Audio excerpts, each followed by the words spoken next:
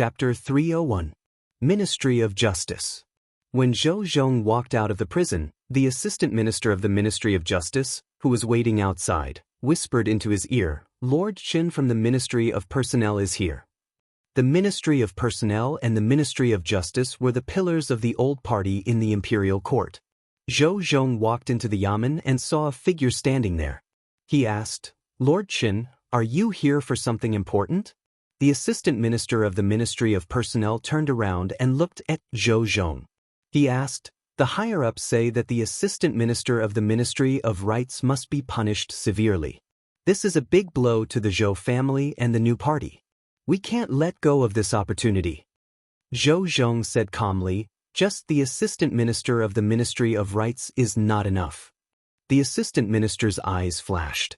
He asked, "Lord Zhou, you mean?" Zhou Zhong said, "The source of this matter is Zhou Ting's wife, not the assistant minister of the Ministry of Rights.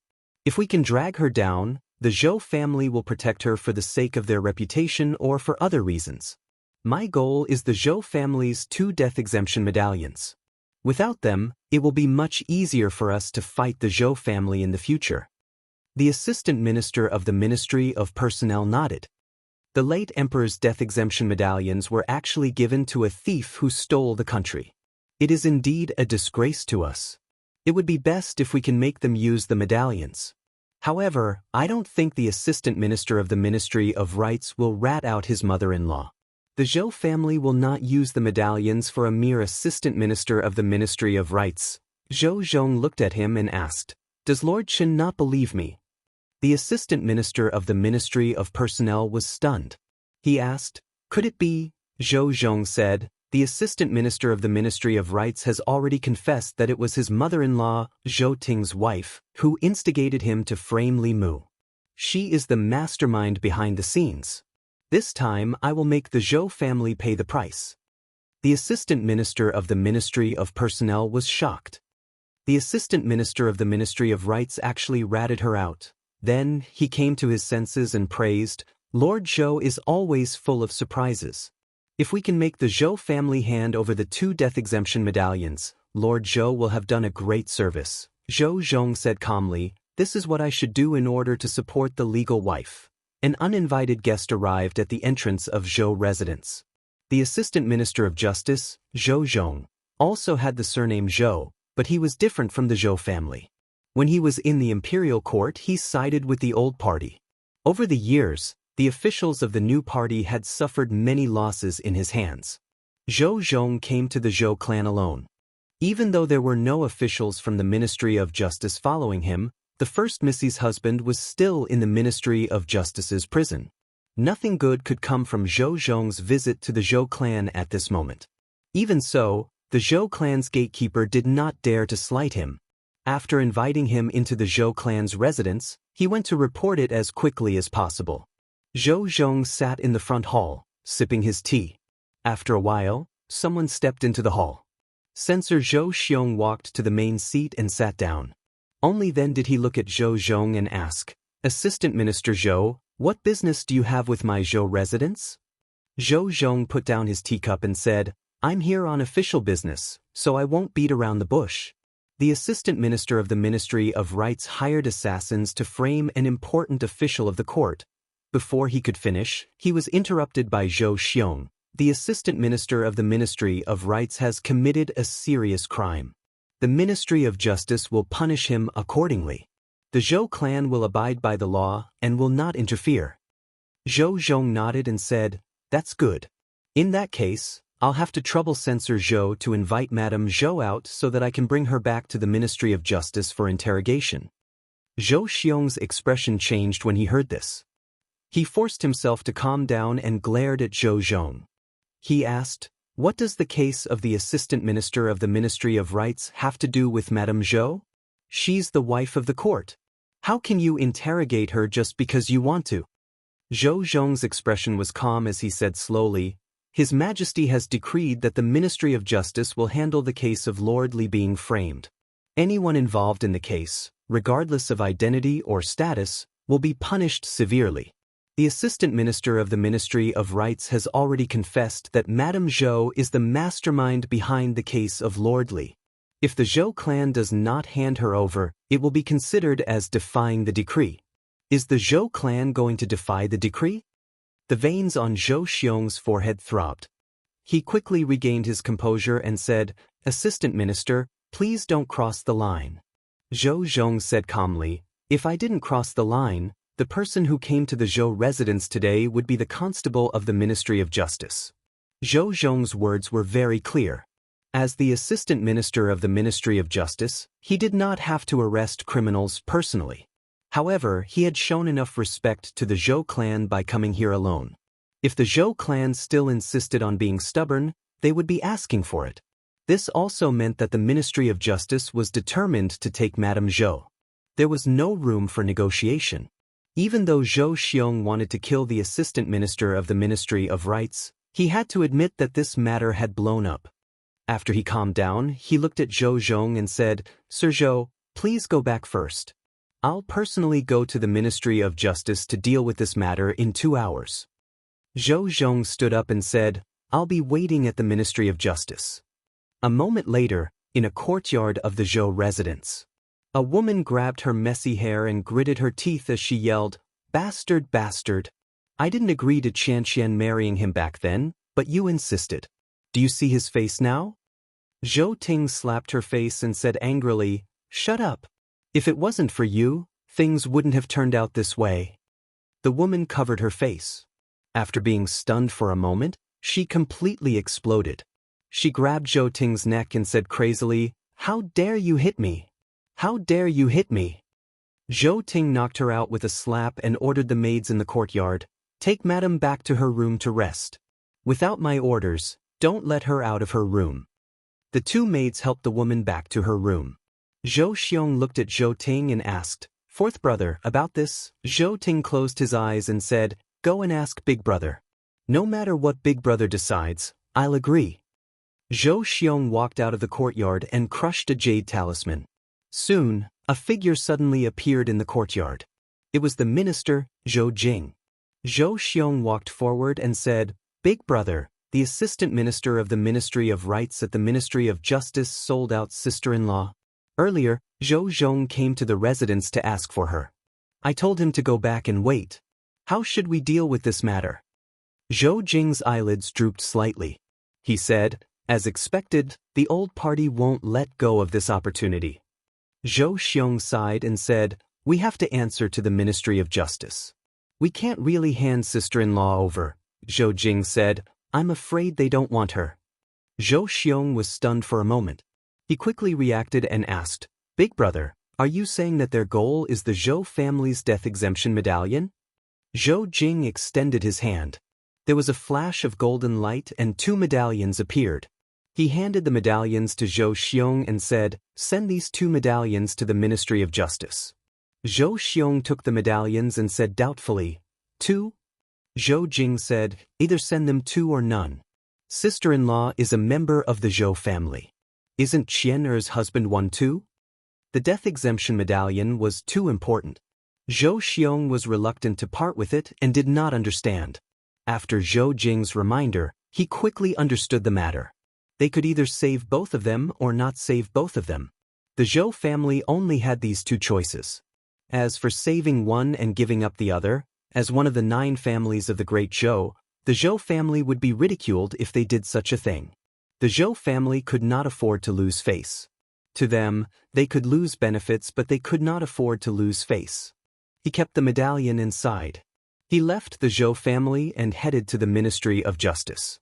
A moment later, at the Ministry of Justice's assistant minister's office, Zhou Xiong slammed a medallion on the table and asked Zhou Zhong, "The death exemption medallion is here. Can I take the assistant minister of the Ministry of Rights away?" Zhou Zhong picked up the medallion and looked at it. He said, "The late emperor gave you the death exemption medallion. It can even exempt you from the death penalty. Men, take Lord Zhou to the prison and release the assistant minister of the Ministry of Rights." Zhou Xiong turned to leave. Zhou Zhong said, "Wait." Zhou Xiong's eyelids twitched. He asked, "Is there anything else?" Zhou Zhong said, "The assistant minister of the Ministry of Rights can be exonerated. However, in this case, Madame Zhou is the mastermind. If the Zhou family does not send her to the Ministry of Justice by today, I will send someone to take her away. Smith. Zhou Xiong took out another death exemption medallion and slammed it on the table.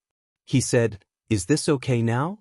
Zhou Zhong nodded and said, "Please go ahead." Zhou Xiong snorted and turned to leave.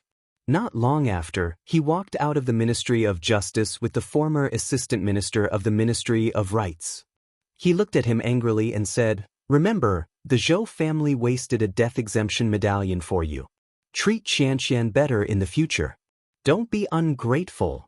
The Assistant Minister of the Ministry of Rights nodded. Zhou Xiong, who had already turned around, did not notice that there was no gratitude in his eyes. There was only hatred.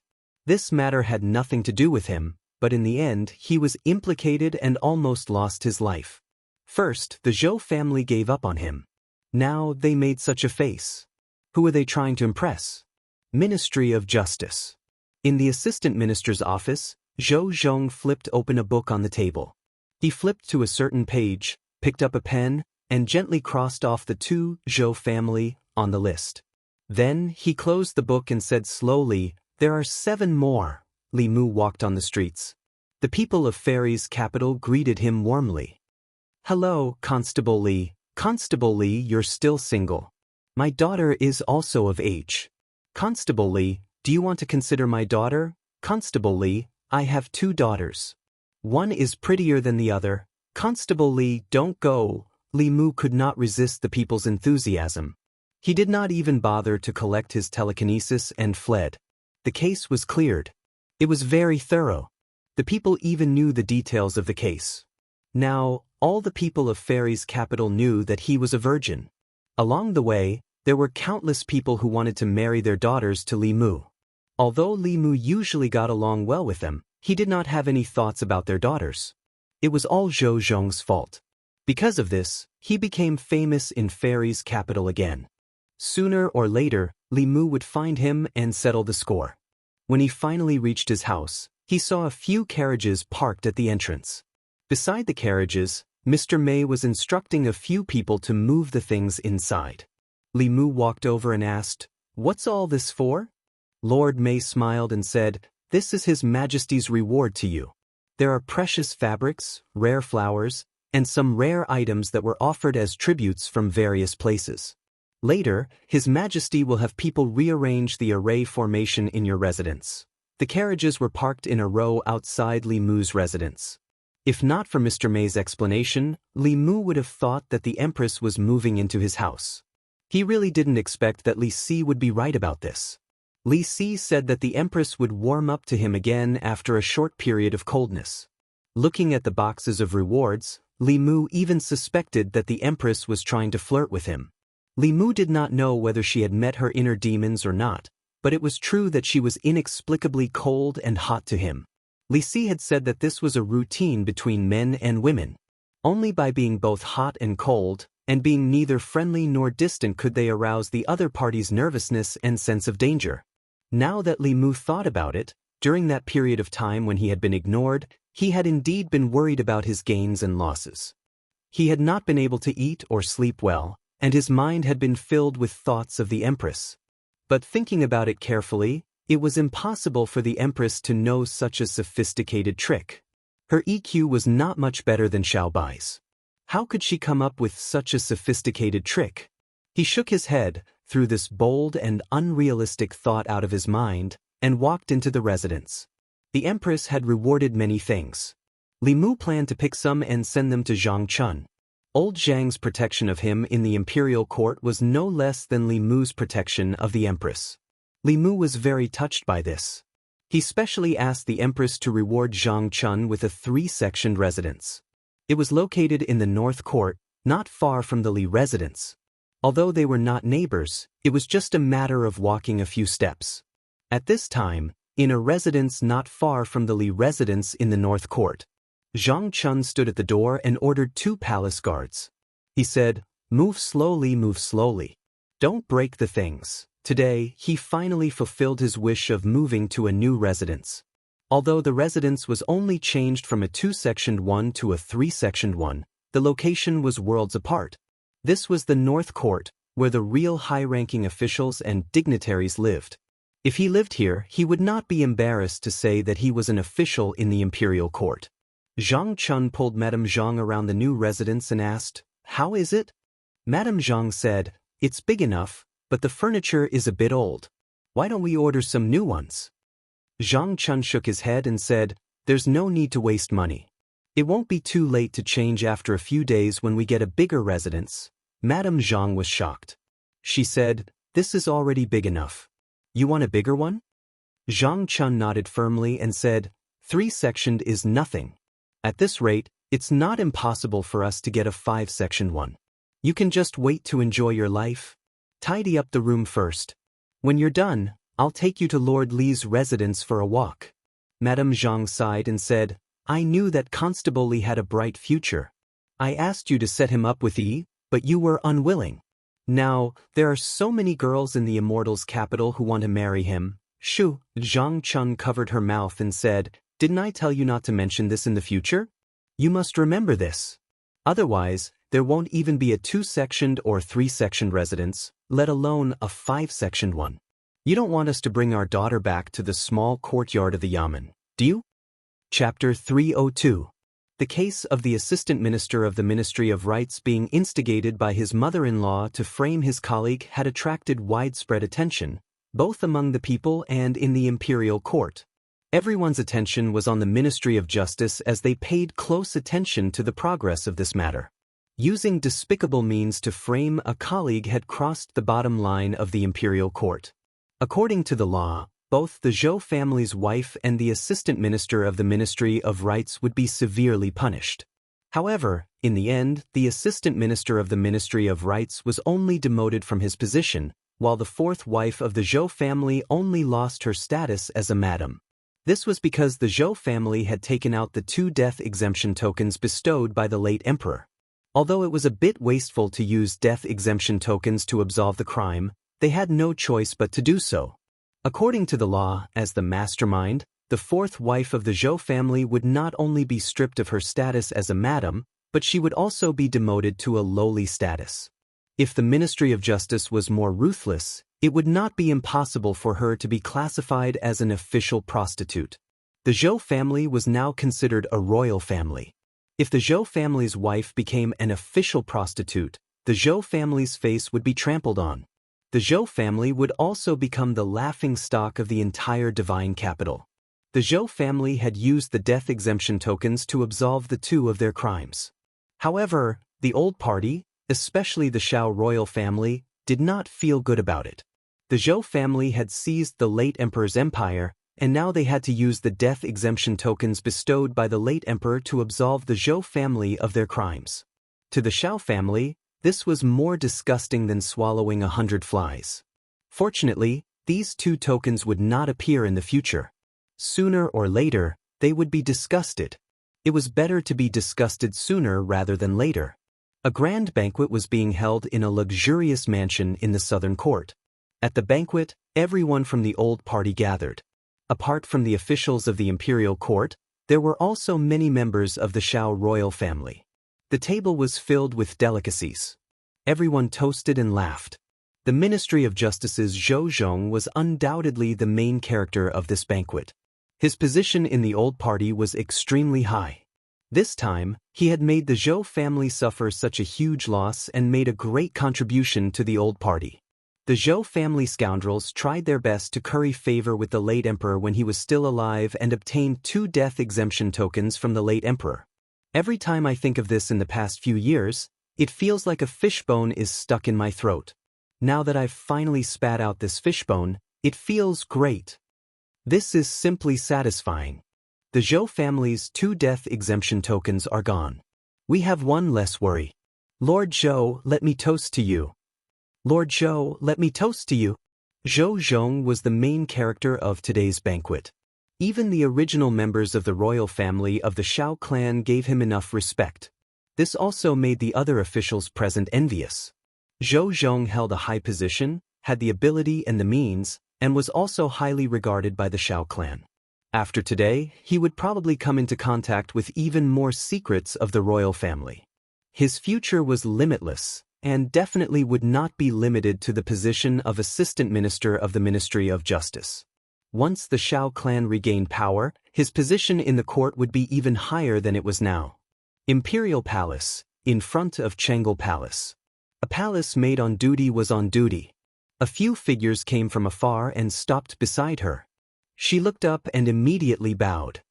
"Greetings, Commander Mei." Mr. Mei glanced at her and said, "Take her away. Slap her 100 times and flog her 20 times. Send her to Fusho Palace." The palace maid seemed to realize something. Her face paled and her body trembled uncontrollably. Mr. Mei asked calmly, "Do you know why I punished you?" The palace maid knelt on the ground and said in a trembling voice, "Commander Mei, I know I was wrong. I know I was wrong." Mr. Mei glanced at her one last time and said, "As a servant in the palace, you have to abide by the palace rules. Don't listen to what you shouldn't hear, and don't say what you shouldn't say. Take her away and flog her outside Fusho Palace." Fusho Palace. Fusho Palace was located in the West Palace. It was originally the residence of the imperial concubines. The current empress didn't have any imperial concubines, and she didn't drive the former emperor's imperial concubines out of the West Palace. Fusho Palace was the residence of the old Empress Dowager. In the West Palace, the Empress Dowager was the leader, followed by the old Empress Dowager. Since the death of the former emperor, the old Empress Dowager had basically been in a state of seclusion. The West Palace was usually very quiet. Today, the silence of the West Palace was broken by a series of screams. A palace maid was escorted to the entrance of Fusho Palace by 2 internal guards. First, she was slapped 100 times. Then, she was pressed to the ground and flogged 20 times. Her miserable screams could be heard clearly in the West Palace. The West Palace was a quiet place. The internal guards didn't have the guts to do this. It must be the Empress order. The palace maid was not tortured in the Empress Dowager's everlasting palace, nor in front of the other old Empress Dowager's palaces. It couldn't be a coincidence that she chose the old Empress Dowager's Fusho Palace. It must be that the old Empress Dowager did something that displeased the Empress Dowager and touched the Empress Dowager's reverse scale. That was why she changed her respect for the old Empress Dowager and didn't give the old Empress Dowager any face. This was an obvious warning. In Fusho Palace, an old palace maid was angry. She said loudly, "There are so many places in the palace, but she chose to do it in front of our palace. Isn't this a show for the old Empress Dowager to see?" The old Empress Dowager sighed and said, "Yes, this is her warning to me. I didn't expect her to be so protective of that person. I was negligent."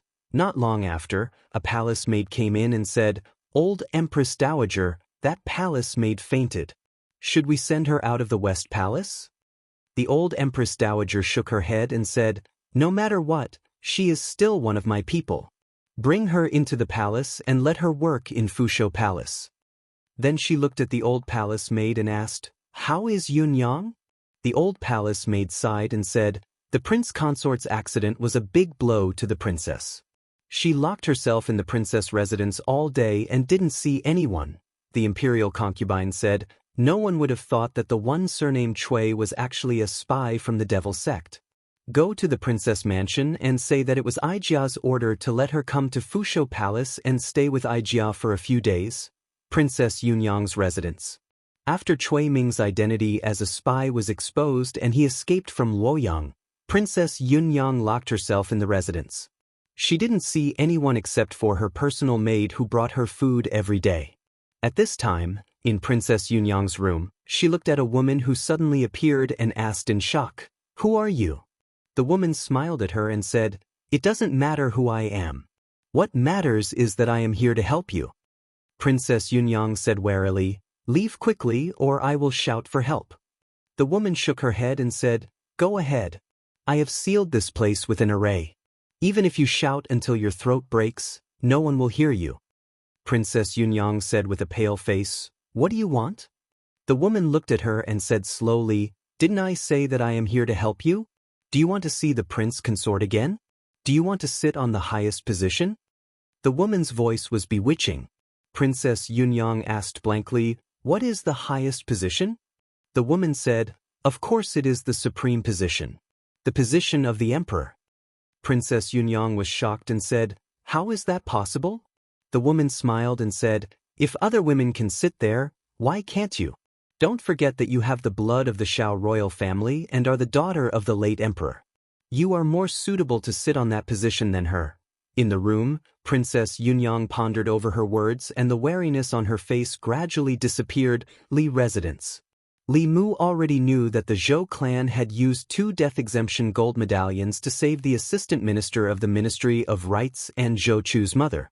He did not expect that the Zhou clan would have death exemption gold medallions. Although the 2 culprits were not severely punished by the law, it was not like they did not gain anything. Things like death exemption gold medallions should not exist in the first place. Using them meant 1 less piece. After he was done with this, Li Mu would find a way to destroy them sooner or later. But right now, he had more important things to do. The imperial examination was just around the corner. Even if he wrote the outline, the examination questions were set by the various ministries. He had to prepare. If he failed, not only would he lose face, he would also lose face for the empress. In addition, Cui Ming's matter had a great impact on the imperial court. The most direct impact was that the officials in the imperial court thought that everyone was a spy from the demon sect, especially those who were good-looking. They were especially suspected. After all, even the emperor's son-in-law, a 4th-rank official, had been infiltrated by the demon sect. They had set up a trap on Cui Ming for 20 years. Who knew if they had infiltrated other places? But for this kind of thing, besides soul-searching, it was almost impossible to find out the other party's identity after the spy was exposed. The imperial court was now in a state of panic. It made the officials panic and was not conducive to the stability of the situation. Li Mu had to advise the empress to stop investigating the demon sect's spies. Historical experience showed that this kind of heavy pressure was very disadvantageous to stability. In addition to what had just happened, many officials of the old and new parties were directly dismissed. There was already some turmoil in the imperial court. The imperial court could not be allowed to continue to be chaotic. The director of the Ministry of Rights, the vice director of the Ministry of Revenue, and the deputy minister of the Taichung Temple were dismissed. Those empty important positions were quickly filled. Many officials were promoted, and their original positions were left empty. It was just right to fill them after the imperial examination. The biggest winner of this framing storm was not Li Mu, but someone else. The assistant director of the Ministry of Rights had ruined his own future. His position was replaced by another director of the Ministry of Rights. This director Lu did not go along with the assistant director of the Ministry of Rights and participate in the impeachment of Li Mu. It just so happened that the Ministry of Rights was seriously short of people this time. He took advantage of this matter and rose up the ranks. From a director to an assistant director, he took the step and saved at least 10 years of suffering. He was probably the biggest winner of this matter. Shendu, a mansion in the North Courtyard. The new assistant director of the Ministry of Rights, Lu Qing, opened the door. 2 children playing in the courtyard threw away their toys and ran over quickly. They opened their arms and said happily, "Daddy is back." Lu Qing picked up the 2 children, a boy and a girl, and played with them for a while. Then he put them down and said, "You 2 play by yourselves. Daddy is busy with official business." Because of the imperial examination, the officials of the Ministry of Rights were busy. Even after he went to the yamen, he still had many things to do. He walked into the study and habitually glanced at a bronze mirror on the table. His eyes narrowed slightly. A strange rune appeared on the bronze mirror. Lu Qing set up a soundproof formation and picked up the bronze mirror. After activating it with his spiritual power, a man's face appeared on the bronze mirror. Lu Qing's face darkened. He said, "You finally contacted me. How long do I have to stay in the Shendu?" The man said, 3 years. Lu Qing's face was filled with anger. He said sternly, 3 years again. That's what you said 3 years ago. 3 years ago, 3 years ago, you still said the same thing. I've been in the Shendu for 10 years. In order to not arouse suspicion, I bought a house, married a wife, and even had 2 children. I went from an 8th-rank official to an assistant director of the Ministry of Rights. Now you're telling me 3 years again. How many years has it been? The man frowned. Watch your attitude. Don't forget who helped you avenge your parents. Lu Qing snorted coldly. If it weren't for this matter, do you think I would listen to your nonsense here? Tell me, you haven't contacted me much in the past 10 years. What do you want me to do this time? The man said, I didn't contact you for your safety. Now, there's something important that I need your help with. The imperial examination is coming soon. I've arranged for some of our people to participate in the examination. You have to help them pass the examination. That's impossible. Lu Qing flatly rejected him. I don't need to say more about the importance of the imperial examination to the imperial court. This is the first year that the imperial court is free from the 4 academies. There must be countless eyes watching. The Ministry of Personnel, the Imperial Ancestral Temple, and the Internal Guards. No matter who has the ability, they can't do anything to the imperial examination. The man said lightly, as far as I know, the imperial examination is organized by the Ministry of Rights. You are the assistant minister of the Ministry of Rights.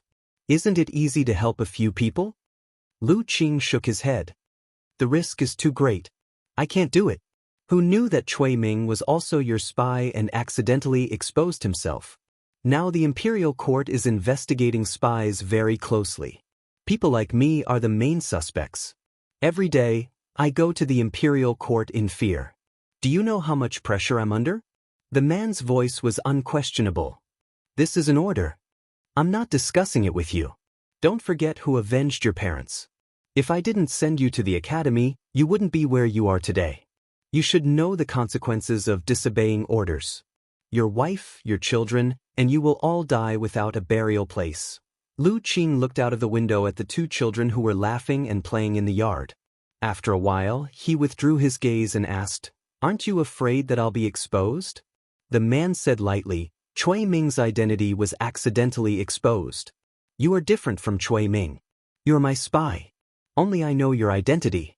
As long as I don't say it, no one will know. Lu Qing was silent for a moment and said, Okay. The man said, I'll give you the list as soon as possible. Lu Qing asked, Do they know my identity? The man said, No.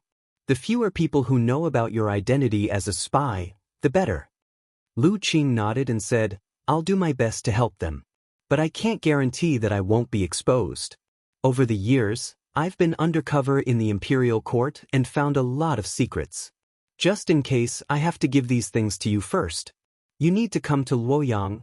The man was silent for a moment and said, 3 days later, 300 miles northwest of Luoyang. Chapter 303. After the morning court session, Li Mu did not leave the palace immediately. Mr. Mei was waiting for him outside the Ziwei Palace. She had received a signal from Li Mu during the court session. Seeing Li Mu walk out, she asked, What's the matter? Li Mu replied, It's nothing important. How's the matter with Cui Ming? Li Mu had been delayed by the case of the assistant minister of the Ministry of Rights, so he did not pay attention to the matter with Cui Ming. Ever since he escaped from Luoyang and Shangguan Li led people to hunt him down, there had been no news of him. Mr. Mei shook his head and said, There's been no response from Ali for the time being. Cui Ming is now wanted by the 36 counties, so he definitely won't dare to show himself. He's probably hiding somewhere. Li Mu could only blame himself for not foreseeing this. If he had the sound-transmitting conch with him, Cui Ming's soul would have been scattered by now. But it was too late for regrets. Li Mu asked again, How's the investigation of the demon sex spies going? Mr. Mei shook his head and said, Nothing. Even a 4th-rank official had been infiltrated. It was impossible to say that there were no spies from the demon sect in the Great Zhou court. Perhaps they were hiding in the court, but no one knew about them. The demon sect was after the Great Zhou. They had been infiltrating the court since 100 years ago and constantly stirring up trouble everywhere. Those who could be chosen as spies were not ordinary people. Their minds were abnormally firm, and they could hide for years or even decades without exposing themselves. The soul-sucking technique would not work on them, and the soul-searching technique was not realistic either. Even if a 10-year-old official in the imperial court looked cautious and conscientious, there was no guarantee that he did not have any ill intentions towards the great Zhou dynasty. The entire Jianghu seemed calm and peaceful. However, no one knew how many undercurrents were lurking beneath this tranquility. Mr. Mei said, "If there are still spies from the demon sect or other forces in the imperial court, we won't be able to find them in such a short time. The most important thing now is the imperial examination. We have to make sure that there are no problems with the candidates from each county." Li Mu had already discussed this matter with the others when he was in the secretariat. Talents for the imperial examination were recommended by each county. The advantage was that it could break the academy's monopoly on the officials and reduce the omission of talents. The disadvantage was that the people recommended by each county were both good and bad. It would be fine if they were not talented, as they would not be able to pass the imperial examination. However, if they were talented but not virtuous, or were simply spies sent by various forces with ulterior motives, the harm to the Great Zhou was continuous. Therefore, the selection of talents for the imperial examination was also regulated by the Hall of Secretaries when they formulated policies. The people chosen by the local government had to come from the local area and have a household register. Furthermore, within 3 generations, they could not commit any serious crimes. After passing the imperial examination, they would be further investigated by the Ministry of Justice. This would be able to keep out most of the people who broke the law. If they were still infiltrated under such high pressure, the imperial court would have to admit defeat. They could not search everyone's soul, and even if they did, they could not be 100% sure that there would be no problems. In order to prevent the spread of Taoist magic arts, the Haotian Taoism would let their core disciples cultivate some secret arts to prevent their secrets from being discovered. It was very likely that the demon sect also had such secret arts. That day in the Golden Palace, Cui Ming could fearlessly ask the Empress to search his soul. It was very likely that he was confident that he would not be discovered. Unfortunately, he had encountered an unreliable teammate. From this, it could be seen that the fewer people who knew about such a secret, the better. After leaving the palace, Li Mu returned to the North Court. There was still some time before the imperial examination, so he had enough time to prepare. Walking on the quiet streets of the North Court, he passed by a mansion. A woman came down from a carriage parked in front of the mansion. This woman did not expect to meet Li Mu here. She stared at him with hatred in her eyes. Li Mu and Zhou Chu's mother looked at each other. This woman with madness in her eyes was the mastermind behind this case. If it was not for the Zhou family's death exemption medallion, she would be in the prison of the Ministry of Justice, just like the former assistant minister of the Ministry of Rights. The woman looked at Li Mu with madness in her eyes and said, "I let you escape this time. Next time, I don't know if you will be so lucky." Li Mu looked at her and said with a smile, "This is what I wanted to say to you. You are lucky this time. If there is a next time, do you think the Zhou family will still be able to protect you with a death exemption medallion?" Although Li Mu was smiling, his gaze made her feel cold. The woman did not dare to look at him again. She looked away and hurriedly walked into the mansion. In the mansion, a woman came up to her and supported her. She said, "Mother, why didn't you tell me you were coming? I would have asked Zhuang Yun to send someone to pick you up." A man also came up and bowed to her. He said, "Your son-in-law greets mother-in-law." The woman said, "I came here to ask Zhuang Yun for help." The man raised his eyebrows, but the smile on his face became even brighter. He asked, "What do you need, mother-in-law? Just say it." The woman gritted her teeth and said, "You know that Chu died tragically at the hands of that evil man, Li Mu. Your father is cruel and did not avenge Chu. Unfortunately, I am weak and can only watch that evil man roam freely in Luoyang. Zhuang Yun is the vice minister of the Supreme Court. He must have a way to avenge your brother." The man smiled and said, "Welcome, mother-in-law. Please rest in the inner courtyard." The woman asked, "Then about your brother?" The man said, "How can I not listen to mother-in-law? This is not the place to talk. Let's go in first." He led the woman in. When they entered the inner courtyard, his lips moved slightly but no sound came out. After entering the inner courtyard, the woman looked at the man. Just as she was about to speak, a servant suddenly rushed in from outside. He said, "Sir, it's not good. The Supreme Court sent someone. They said that there is an emergency in the temple. The minister wants you to go there immediately." The man looked at the woman and said awkwardly, "It's not convenient for me right now." The servant said, "I saw that person in a hurry. It seems that there is something important. If you delay it, I'm afraid the minister will blame you." The man looked helpless. He could only look at the woman and said, "Mother-in-law, it's really unfortunate. The Supreme Court has an emergency and needs me to deal with it. I will be back soon." After saying that, he strode out of the inner courtyard. He did not slow down until he walked out of the mansion. He said to the servant, "Stay at home. When she leaves, come to the Supreme Court and inform me." The servant asked, "What if she doesn't leave?" The man said, "In a while, get someone to buy a bedding and send it to the Supreme Court. There are too many old cases in the Supreme Court. I'm afraid I will have to live in the Supreme Court from now on." When Li Mu returned home, he saw that the Empress was also there. Xiao Bai was teaching her how to make dumplings. This was something he envied the Empress for. The two of them left court at the same time, but she always arrived home earlier than Li Mu. Li Mu only needed to cross 2 streets to get home from the palace. She only needed a thought. The Empress was a cultivation genius. Her learning ability was naturally extraordinary. Chinese chess was taught to her by Li Mu, but she only used an hour to defeat him. As for making dumplings, Xiao Bai demonstrated it to her a few times, and she was able to make it look like it was real. After she learned how to make dumplings, Xiao Bai seemed very accomplished. She said, "I will teach Sister Zhou how to make dumplings later. In the future, if you want to eat them, you can make them at home."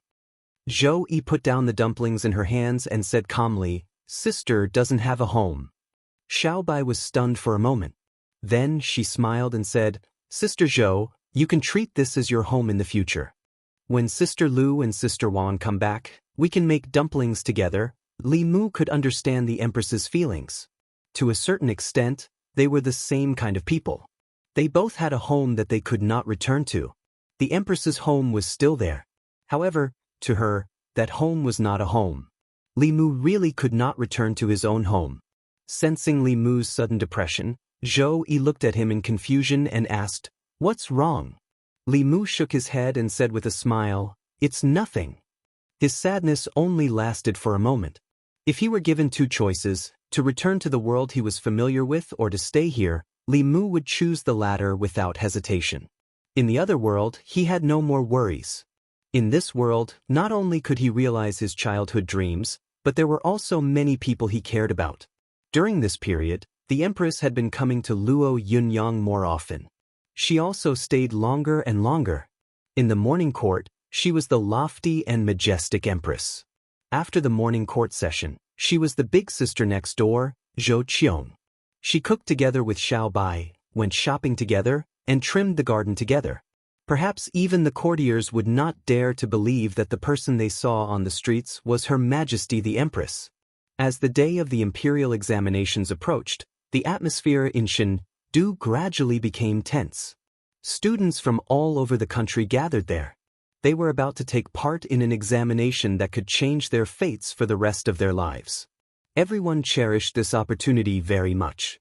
This was especially true for those who did not come from noble families or noble families. This was their only chance to change their fate and bring benefits to their juniors. This was an opportunity given to them by the Empress. In a certain inn in Chengdu, Li Mu was training Li Si before the examination.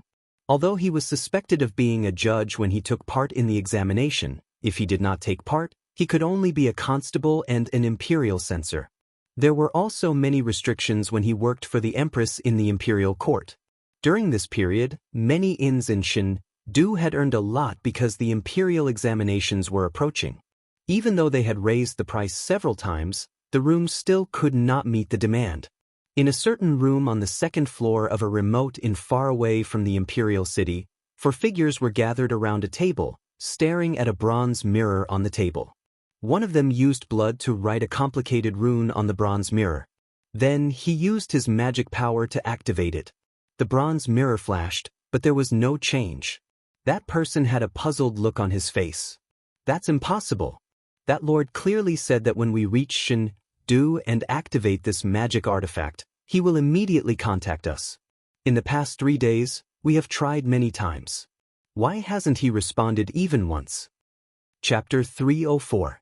These days, Li Si's performance really exceeded Li Mu's expectations.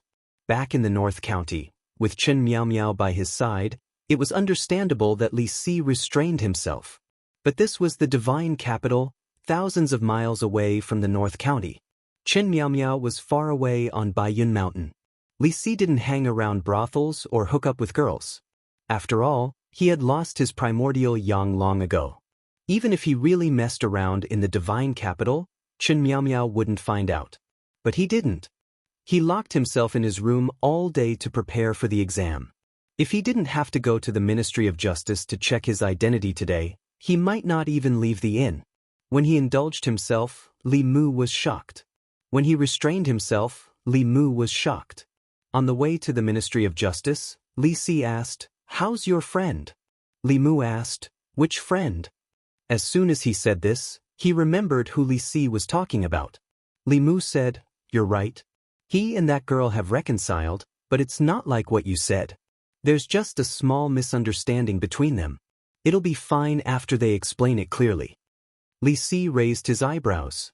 "It's not like that?" Li Mu said, "Between a man and a woman, besides love, there's also friendship. It's not necessarily like what you said." Li Si asked, "Is she beautiful?" Li Mu nodded. "Yes." In all fairness, the Empress's appearance was at least in the top 10 of the divine capital's 100 beauties. Whether she wore a dragon robe or ordinary clothes, she was beautiful. Li Si asked again, "Is your friend handsome?" Li Mu said, "He's as handsome as me." Li Si looked at him meaningfully but didn't say anything. Li Mu looked up and said, "We've arrived at the Ministry of Justice." Even though the 36 counties had already investigated the identities of the candidates, the imperial court still had to investigate again in order to prevent people with ulterior motives from mixing in. A long queue had already formed at the entrance of the Ministry of Justice. They were all the examinees who were here for the identity verification today. Among them, Li Mu saw many wearing the uniforms of the 3 academies. Although the imperial court no longer chose officials directly from the students of the academy, the students of the academy still had a lot of privileges in the imperial examinations.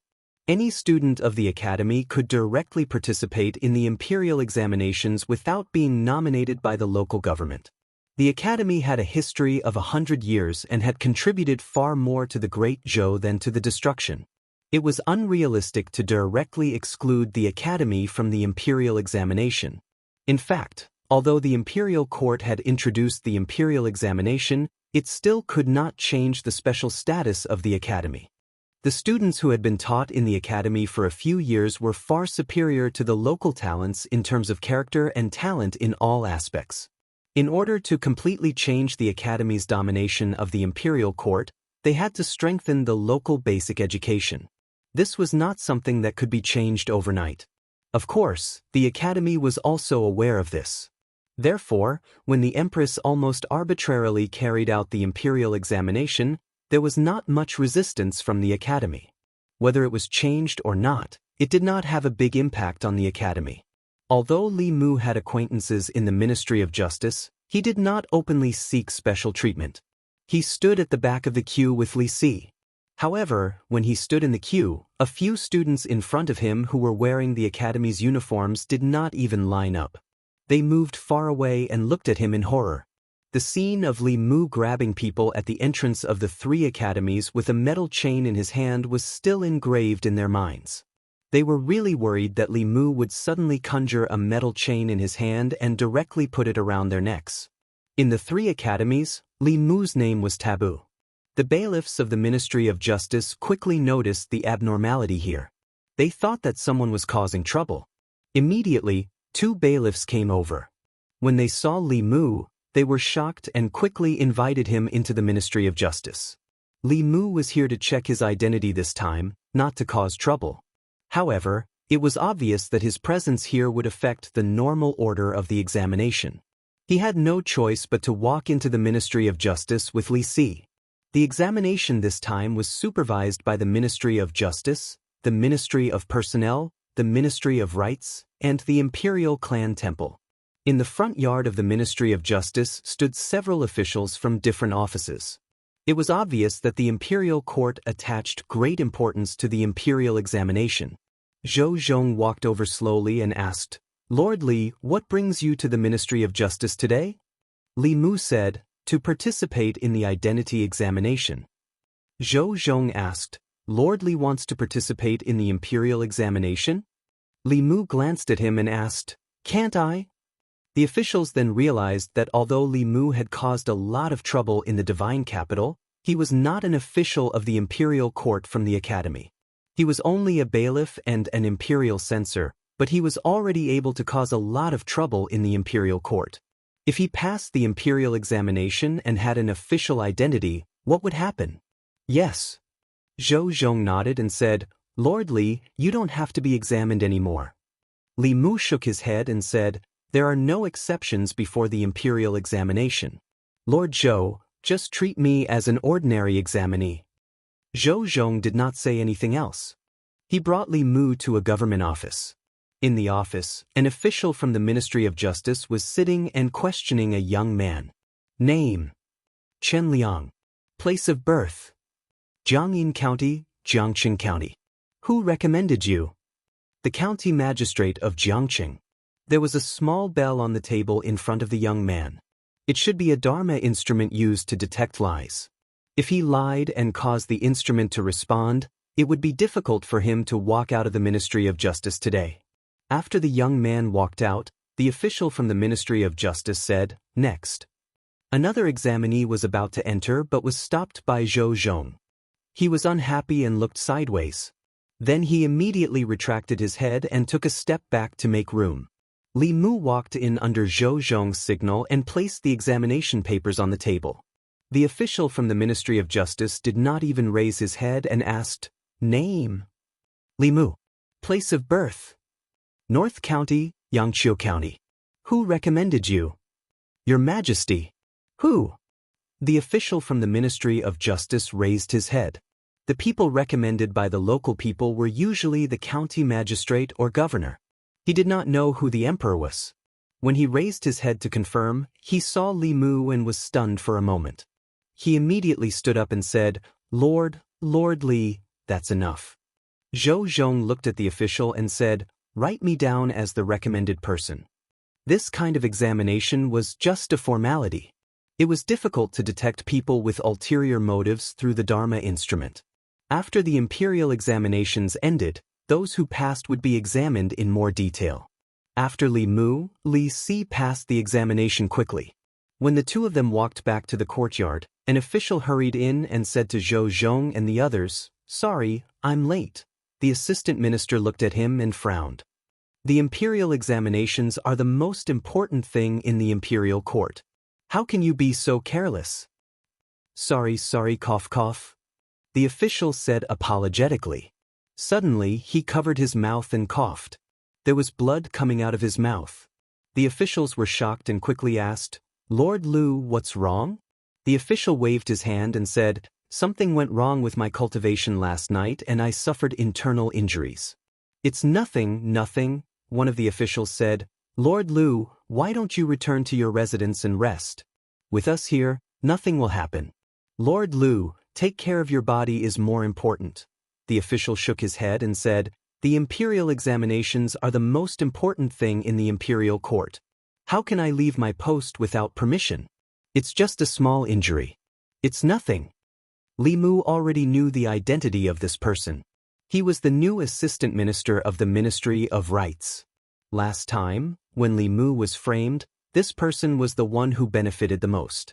When the Ministry of Rights was short of manpower and was facing the imperial examinations, they urgently needed officials to preside over them. He, who had just been transferred to the Ministry of Rights, was promoted to assistant minister of the Ministry of Rights. This saved him at least 10 years of struggle. Seeing him vomit blood, there were still officials who asked uncertainly, "Lord Lu, are you really okay?" Lu Qing wiped the blood from the corner of his mouth and said, "I'm fine." When the crowd saw this, they could not help but respect him. Before today, when they mentioned this assistant minister of the Ministry of Rights, they only thought that he was lucky to climb to his current position. Now, it seemed that this person was so ruthless to himself that it was no coincidence that he was able to climb to his current position. This was also the first time Li Mu had seen such a ruthless person. He couldn't help but take a few more glances. He realized that, besides being ruthless to himself, this assistant minister of the Ministry of Rights was also rather handsome.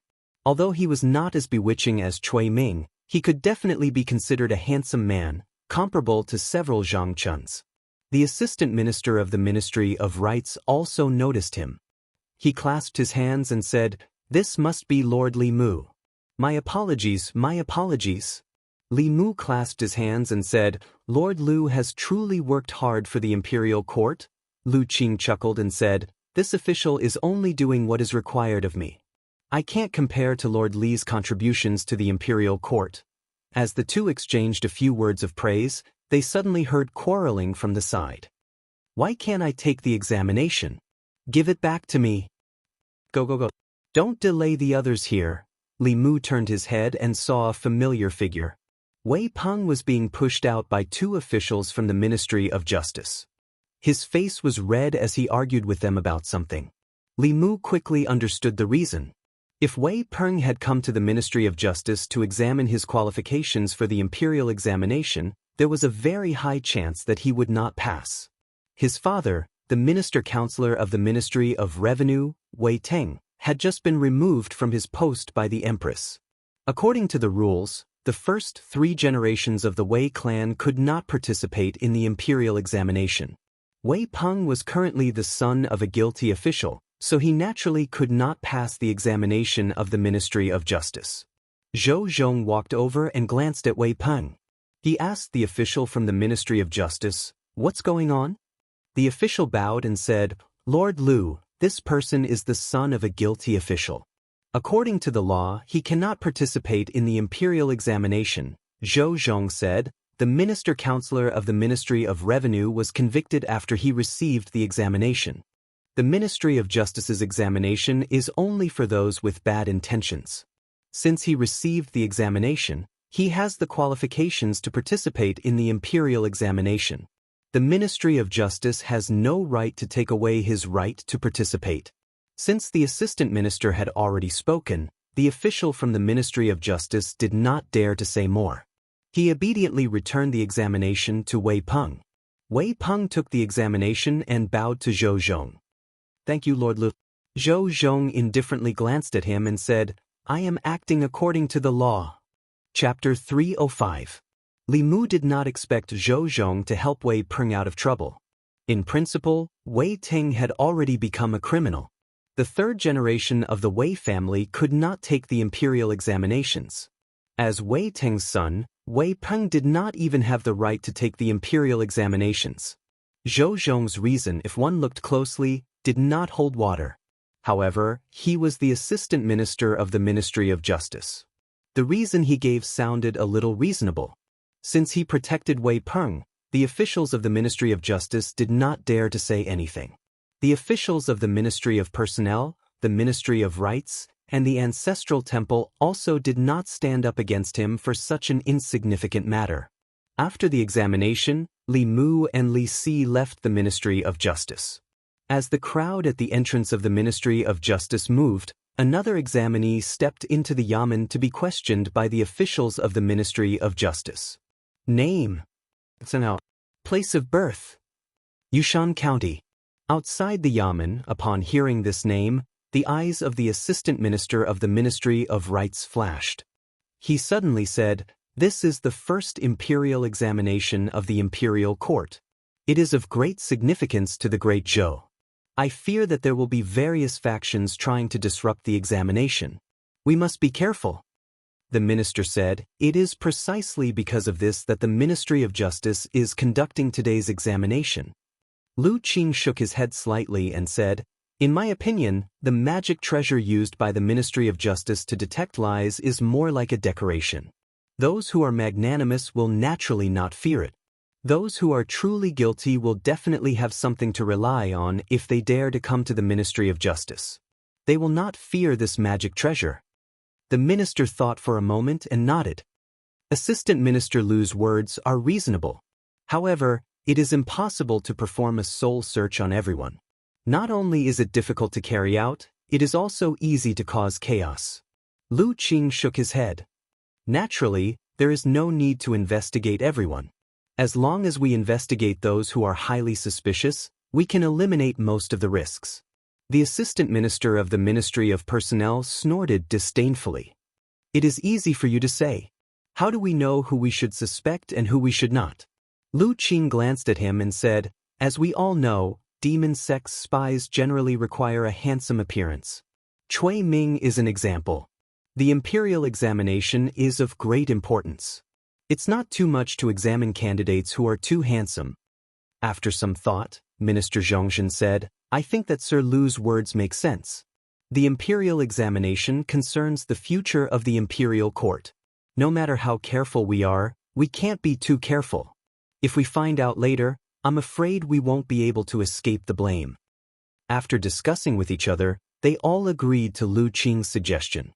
It was just a little more effort. If it could eliminate some of the risks that might erupt in the future, it was worth it.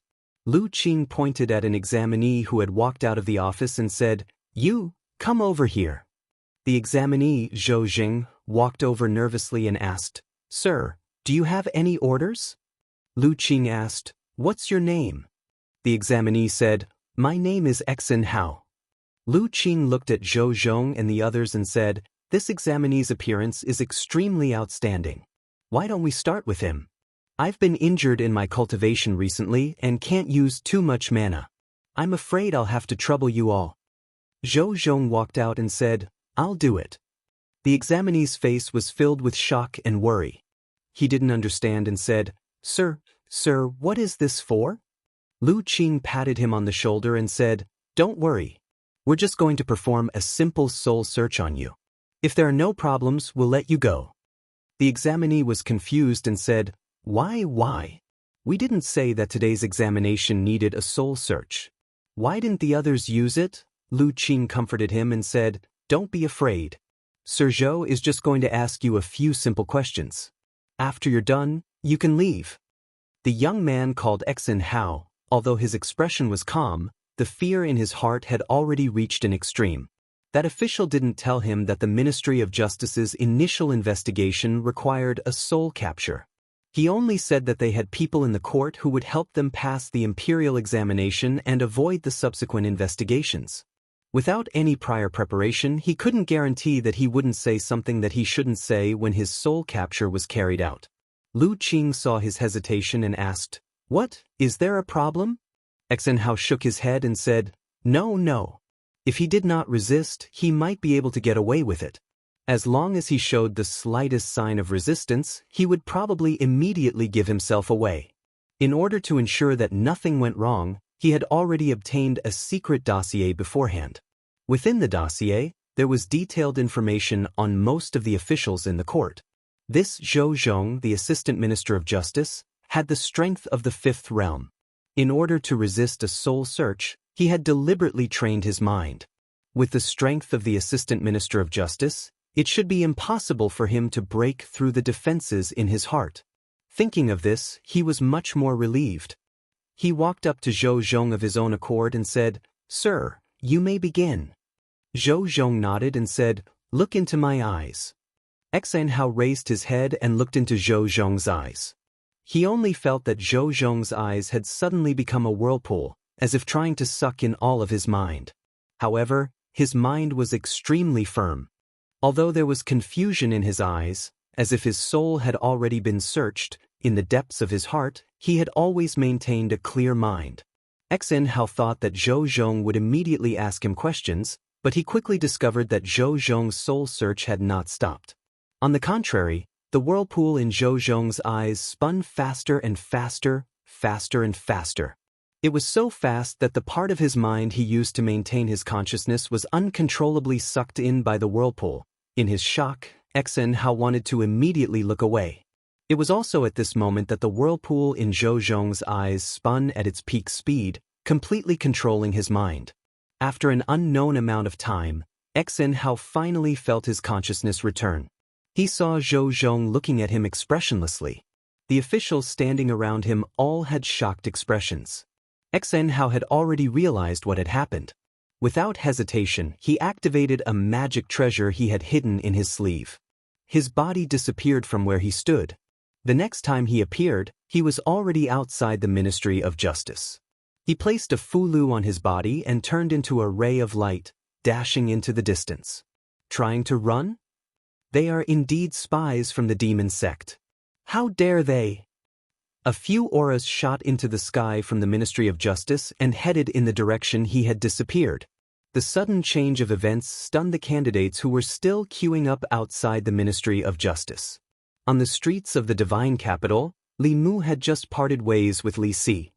He was about to head home when he suddenly raised his head and looked behind him. A figure could be seen flying across the sky at a rapid speed. In the divine capital, unless there were special circumstances, flying was prohibited. There were a few figures chasing after the person. Li Mu sensed a familiar aura among the figures. After he reacted, he raised his hand and a golden ray of light flew out from his hand.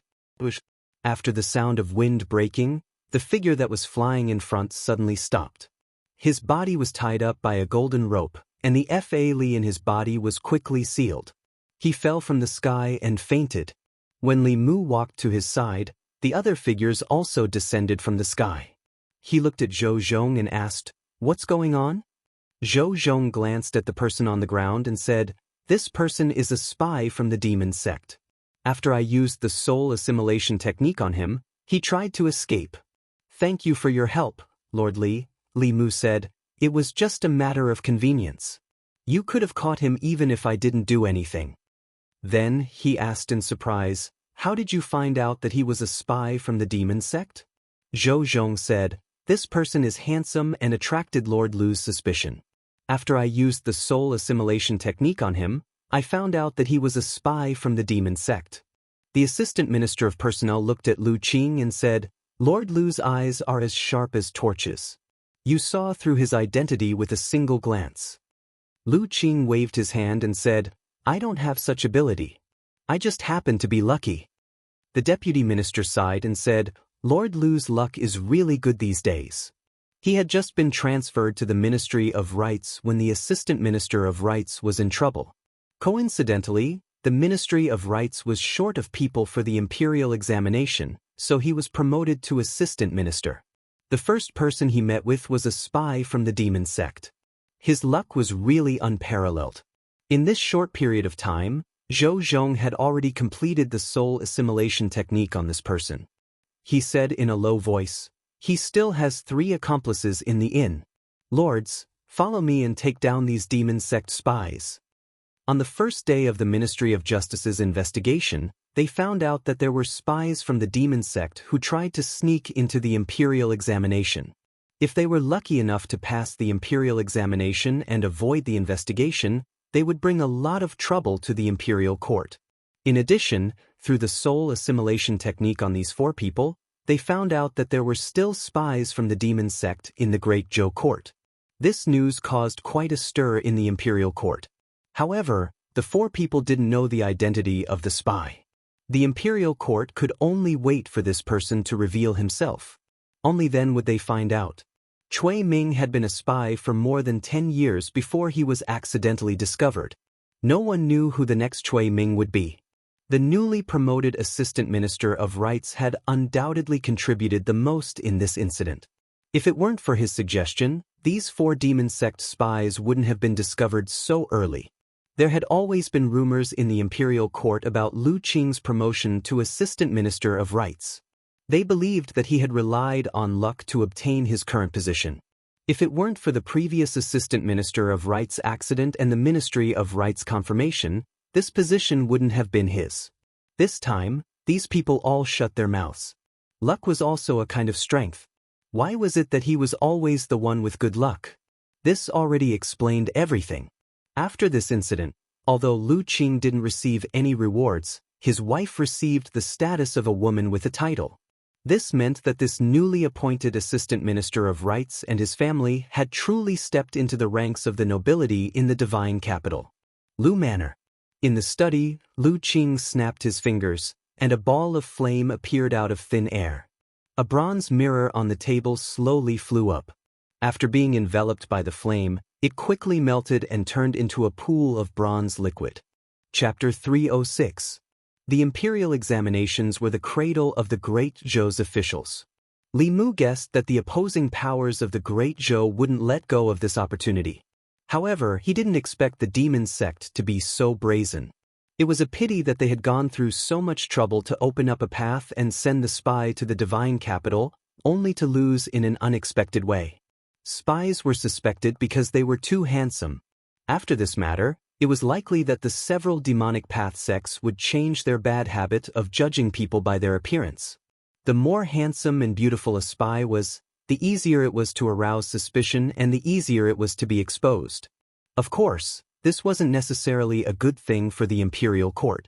If the demon sect changed their habit of judging people by their appearance, it would be more difficult for the imperial court to find the spy. The investigation by Cui Ming and the Ministry of Justice made Li Mu realize that the demon sect's infiltration of the Great Zhou court had reached a level where they would stop at nothing. This power that covered the entire ancestral state was like a terrorist organization, stirring up storms in various countries. The Great Zhou seemed powerful, but the imperial court was divided internally by the new party and the old party. Apart from internal troubles, there were also many external troubles. The Ghost Realm and the Demon Nation wanted to leave Yudu and the wilderness, and the Dragon race didn't want to stay in the dark depths of the sea forever. The surrounding countries seemed to be subservient, but they were probably already disloyal behind the scenes. They were happy to see the Great Zhou wither away and collapse. In addition to the demon sect's invasion, this prosperous country was already riddled with holes. The Empress had probably realized this long ago. She didn't want to be the Empress, but she had no choice but to sit in that position. In the entire Great Zhou, she was the only one who could convince everyone to sit in that position. Once she gave up, the new party and the old party would inevitably cause an even greater dispute. When that time came, with internal and external troubles, the Great Zhou's empire might come to an end. She would also become the last empress in the history of the Great Zhou. The Empress definitely did not want to become the ruler of a fallen country, so she was facing a dilemma. Li Mu sat at the stone table in the courtyard and looked at the Empress, who was watering the flowers in the garden with Xiao Bai. He thought to himself, the pressure of the rise and fall of the country is all on her shoulders. It's not strange that she would develop inner demons or split personalities. He had to pay more attention to the imperial examinations. Only by passing the imperial examinations would he be qualified to share some of the Empress's burden. Amidst the tense atmosphere in Chengdu, the first imperial examination in the history of Great Zhou arrived as scheduled. This was also the first time in history that the imperial court had bypassed the 4 academies and had the power to choose officials. The imperial examination system had taken the secretariat more than a month to come up with. The examinees had to complete the 4 subjects within 3 days. Out of the 4 subjects, the first 3 were liberal arts. They were mathematics, criminal law, and policy. The last subject was martial arts, which tested the examinees' cultivation. Among them, the first 3 subjects were the most important. The cultivation level of the martial arts was only used as a reference. Apart from the 36 prefectures, which required officials with profound cultivation, most of the positions in the imperial court did not have any requirements for the official's cultivation level or cultivation level. The questions for the mathematics subject were set by the Ministry of Revenue. The criminal law subject was set by the Ministry of Justice. As for policy, the questions were set by the head of the Secretariat and the 6 officials of the Secretariat. A month ago, the Ministry of Works had built the examination hall in Chengdu at the fastest speed possible. The examination hall could accommodate thousands of examinees. This morning, the first mathematics exam was held. In the examination hall, officials from various departments of the imperial court took turns to invigilate the exam. None of the invigilators' cultivation was lower than the 4th realm. There were many 5th and 6th realm heads of the Secretariat who personally guarded the examination hall. Under such circumstances, no one could cheat. In a certain room in the examination hall, Li Mu received the mathematics exam paper for the first subject. He had fought hard to make mathematics a compulsory subject and a separate subject. Back then, he had even quarreled with a few officials of the Secretariat because of this. Those officials of the Secretariat thought that mathematics was a side subject and should not have a separate subject. In the end, Li Mu persuaded them with reason and emotion, and they were finally convinced. This mathematics exam paper was as simple as it could get for Li Mu. The Minister of Revenue had set the questions according to his outline. Although the format and numbers had been changed, the essence was still the same. In terms of mathematics attainments, Li Mu could dominate the Great Zhou. There were a lot of questions in mathematics. Even Li Mu took almost an hour to finish the entire paper. Then, he put the paper into a paper bag and sealed it with a fulu. The Minister of Revenue personally set the questions for the first subject of mathematics. During the mathematics exam, he patrolled the examination hall. According to his estimation, out of the thousands of examinees, not many could finish all the questions in 4 hours. However, after only an hour, he saw someone leave the examination hall after handing in their papers. He recognized Li Mu and looked at his back as he left. He said disdainfully, "You're just relying on His Majesty's favor to jump up and down in the imperial court. When faced with a test of real ability, you have to show your true colors." Lu Yi was beside him and asked, "Minister, are you talking about Li Mu?" The Minister of Revenue said, "Who else could it be? My exam paper is difficult for an ordinary person to answer in 4 hours. He left in an hour. I'm afraid he didn't calculate much." Lu Yi shook his head and said, "Minister, do you know who came up with the mathematics exam paper?" The Minister of Revenue asked, "Isn't it your minister?" Lu Yi said, "It's Lord Li." The Minister of Revenue was stunned for a moment. He then asked, "You mean to say that the exam paper I received was written by him? He came up with the mathematics exam paper himself?" Lu Yi nodded and said, "You can understand it that way." The Minister of Revenue frowned and said, "How can that be?" Lu Yi said, "Minister, you don't have to doubt the fairness of the mathematics exam. Lord Li's attainments in mathematics are probably unmatched in the entire Great Zhou. Otherwise, the Secretariat wouldn't have let him write the mathematics exam paper. With Lord Li's ability, he doesn't need to prove himself in the imperial examination." During the month in the Secretariat, Lu Yi and the others had a deep understanding of Li Mu. Other people's impression of him might be that he was a hothead who cursed the heavens and the earth, but the 6 officials of the Secretariat of the Central Secretariat knew very well that Li Mu was not only proficient in mathematics and criminal law, but also often had unique opinions when it came to political affairs.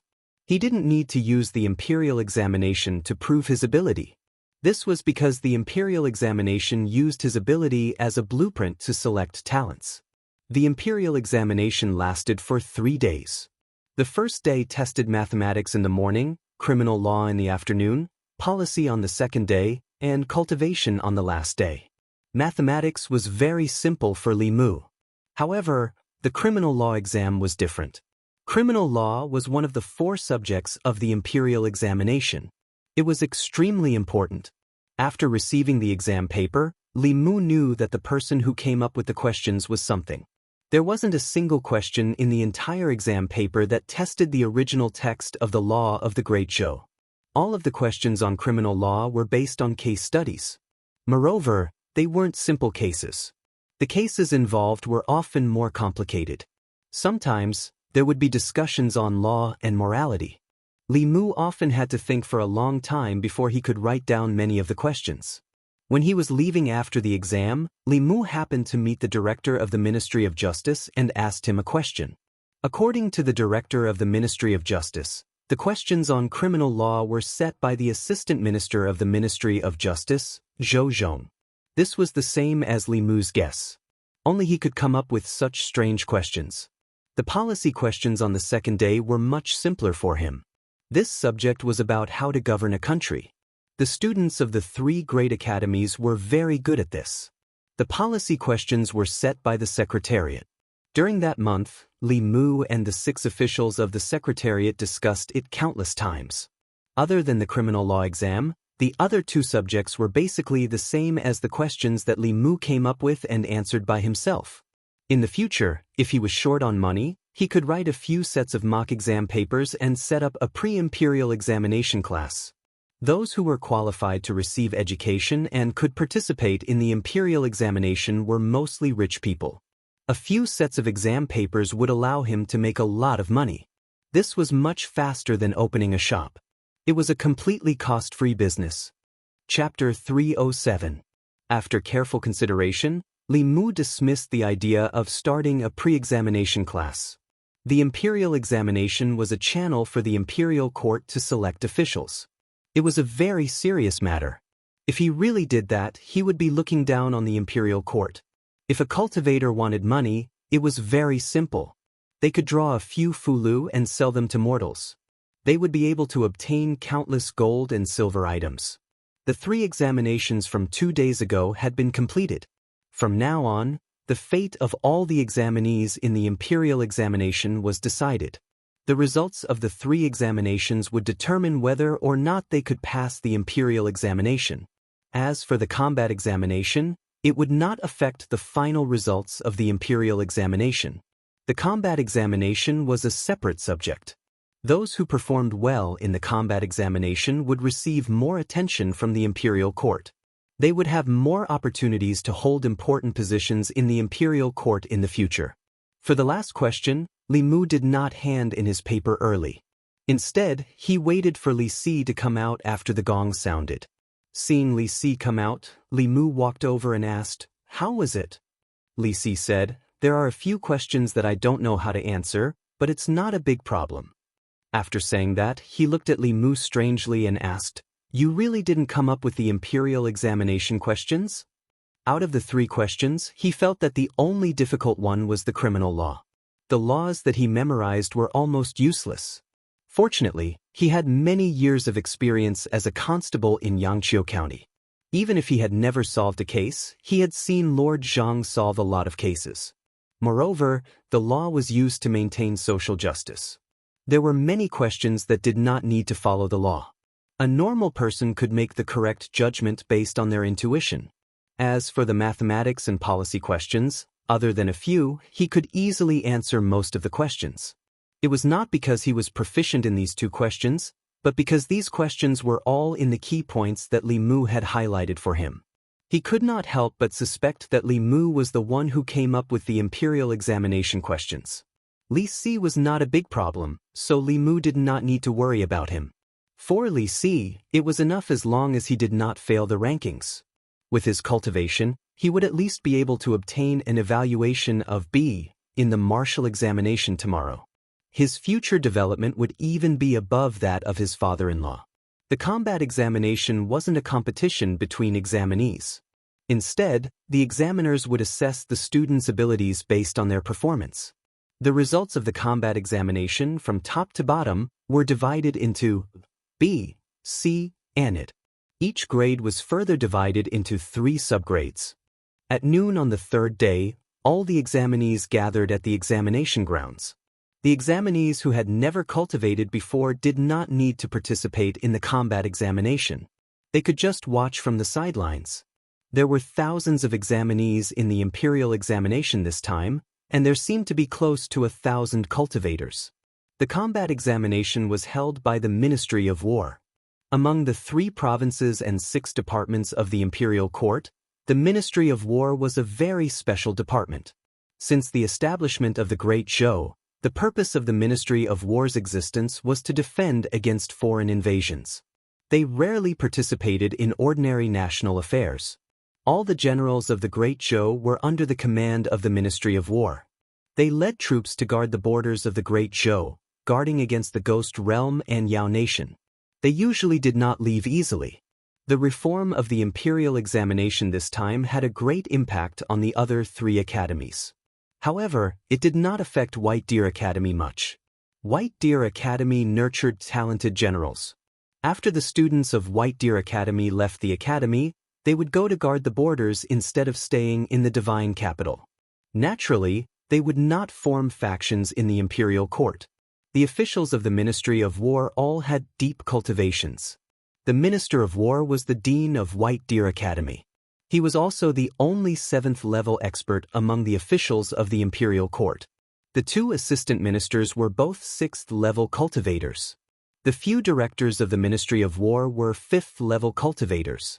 Even the small minister-counselor was at the peak of the 4th level. The one in charge of the combat examination this time was the left assistant minister of the Ministry of War. The 1,000 examinees with cultivation were divided into 10 groups. Each group had about 100 people. There would be 2 examiners in each group. They would evaluate the overall strength of the examinees and give the final results. The Ministry of War nurtured talented generals and placed great emphasis on the actual combat ability of the examinees. The method of the combat examination was also very simple. Without using Fulu or Dharma treasures, the examinees had to rely on their own cultivation to attack the examiners. The longer they could last against the examiners, the higher the result they would receive. On the drill ground, one of the examiners in Li Mu's group pointed at the examinee at the front of the group and said, "You, come out. Choose a weapon and attack me with all your strength." That examinee looked refined. He was only in the soul refinement realm. Moreover, he looked like he had just refined 2 or 3 souls. He picked a sword from the weapon rack at the side and swung it straight at the examiner. Bang! Just as he got close to the examiner, the sword in his hand was kicked away. He stood there blankly. The examiner glanced at him and said indifferently, "Your Majesty Ding." Beside the drill ground, a clerk recorded the examinee's result. The examiner shook his head in disappointment. He looked at the next examinee and said, "You, come out." The second examinee had already refined 5 souls. It was clear that he had learned the rock leap technique. His footwork and figure seemed to have some kind of routine. He managed to last a few more moves against the examiner. After sending him flying with a kick, the examiner said calmly, "Your Majesty Ding, next. Your Majesty Ding, next. Your Majesty Ding, continue." Li Mu stood in the crowd and watched the examinees in front of him take the test one by one. Their results had a lot to do with their cultivation. Generally speaking, if they were in the soul refinement realm, they would be classified as Grade D. As for whether they were Grade D, or Grade D, it would depend on their performance in the test. In the combat test, they could use their own Dharma spells and Abhijna, but they could not rely on Fulu Dharma treasures or other external objects. Li Mu could tell that the Ministry of War was very concerned about the examinees' actual combat ability. Even if they were only in the soul refinement realm, if they were able to last a few more moves against the examiner, they might be evaluated as Grade C. If they were in the soul condensation realm but only had dermic powers and were defeated in 1 or 2 moves, they would only be given Grade D. The examiner did not bully the examinees. When he encountered soul refinement realm examinees, he would only use the dermic powers of the soul refinement realm. When he encountered soul condensation realm and spirit condensation realm examinees, he would raise his dermic powers to maintain the same level as the examinees. However, the difference between cultivators of the same realm could sometimes be so great that it was unimaginable. This examiner was very experienced in actual combat. Even if they were of the same cultivation level, he could easily crush these examinees. This must have been trained from hundreds of battles. From the murderous aura emanating from his body, it was not hard to guess that he had been on a real battlefield before. Be it soul refinement realm or spirit condensation realm examinees, they were powerless against him. As for transcendent realm examinees, Li Mu had not seen them in this group yet. This kind of crushing battle started and ended quickly. Soon, it was Li Mu's turn. The examiner looked at Li Mu and asked, "What's your name?" Li Mu walked out and said, "Li Mu." If there was no important matter, officials of the Ministry of War would not attend court. Only now did the examiner know that the person in front of him was Li Mu, the one who had been causing chaos in the fairies' capital recently. This person's cultivation level had clearly reached the middle realm. The examiner suppressed his dermic powers to the 4th realm and said, "Choose a weapon." Li Mu said, I'm used to using my fists. The examiner did not waste any more words. He said calmly, then let's begin. As soon as he finished speaking, Li Mu's figure disappeared. Bang! He punched out and the two fists collided. Both of them took a few steps back. The examiner's expression changed. He had thought that Li Mu, as a favored official of His Majesty, whose cultivation level had been forcefully raised by His Majesty, was just for show. However, this punch made him realize that the dermic powers in his body were solid and deep. In other words, he truly had the strength of the fourth realm. The examiner laughed loudly. Finally, I've met an interesting one. With that, he took the initiative to attack Li Mu. Seeing that the examiner had no intention of using his divine powers, Li Mu was too lazy to use them. He fought bare-handed with the examiner. This person was indeed experienced in battle, but Li Mu's fighting formula was not to be trifled with. The examiner used his consciousness and experience to fight, while Li Mu used Taoist techniques to drive his body's instincts. Bang, bang, bang. Dust flew up from the drill ground. Neither of them used any divine powers. They fought purely with their physical bodies. The more the examiner fought with Li Mu, the more shocked he became. From the beginning, he had been searching for Li Mu's weakness, but until now, he had not been able to find it. Li Mu's battle experience was not at all inferior to his. In fact, he was even more experienced than him. As long as he revealed the slightest weakness, he would pursue and attack relentlessly. Gradually, as an examiner, he was actually at a disadvantage. The examiner was shocked. The surrounding examinees all stared with their eyes wide open. Especially the examiner who had just been completely defeated by the examiner. He knew very well how terrifying the examiner was. However, such a terrifying existence was actually being suppressed by someone and could only passively defend. At the side of the field, another examiner watched for a while. He laughed loudly and said, "Examiner, let me help you." With that, he flew into the fray. Fighting 1 against 2, one of them was already in the divine powers realm, while the other had suppressed his strength to the divine powers realm. The pressure should have increased greatly. However, to Li Mu, there was not much of a difference. Under the effects of Tao techniques, his body was completely relying on instinct. With one more person, the only difference was that the speed at which his mana was depleted would be faster. Seeing that the two examiners had attacked at the same time and could only barely salvage the situation, not only were the surrounding examinees shocked, even the examiners from the other two groups not far away had gathered around. Who is this person? How can he be so fierce? Fighting 1 against 2, and still have the upper hand, there are no flaws in his body. He must have extremely rich battle experience. The fierce generals in the army are only SOSO. If he was at the border, he would definitely be a fierce general. On the drill ground, besides the officials from the Ministry of War, officials from the Ministry of Rights, Ministry of Appointments, Imperial Clan Court, and the Hall of Governmental Affairs were also swiftly supervising. The commotion here very quickly attracted the attention of the officials. When Lu Yi walked over and saw that Li Mu was suppressing the two officials from the Ministry of War, he almost thought that his eyes were playing tricks on him. In his heart, Li Mu had always been a civil official. He was skilled in mathematics and was proficient in criminal law. The path of policy and inquiry was his forte. He had taken most of the credit for the establishment of the imperial examination system. In the Hall of Governmental Affairs, he had chatted and laughed with his subordinates.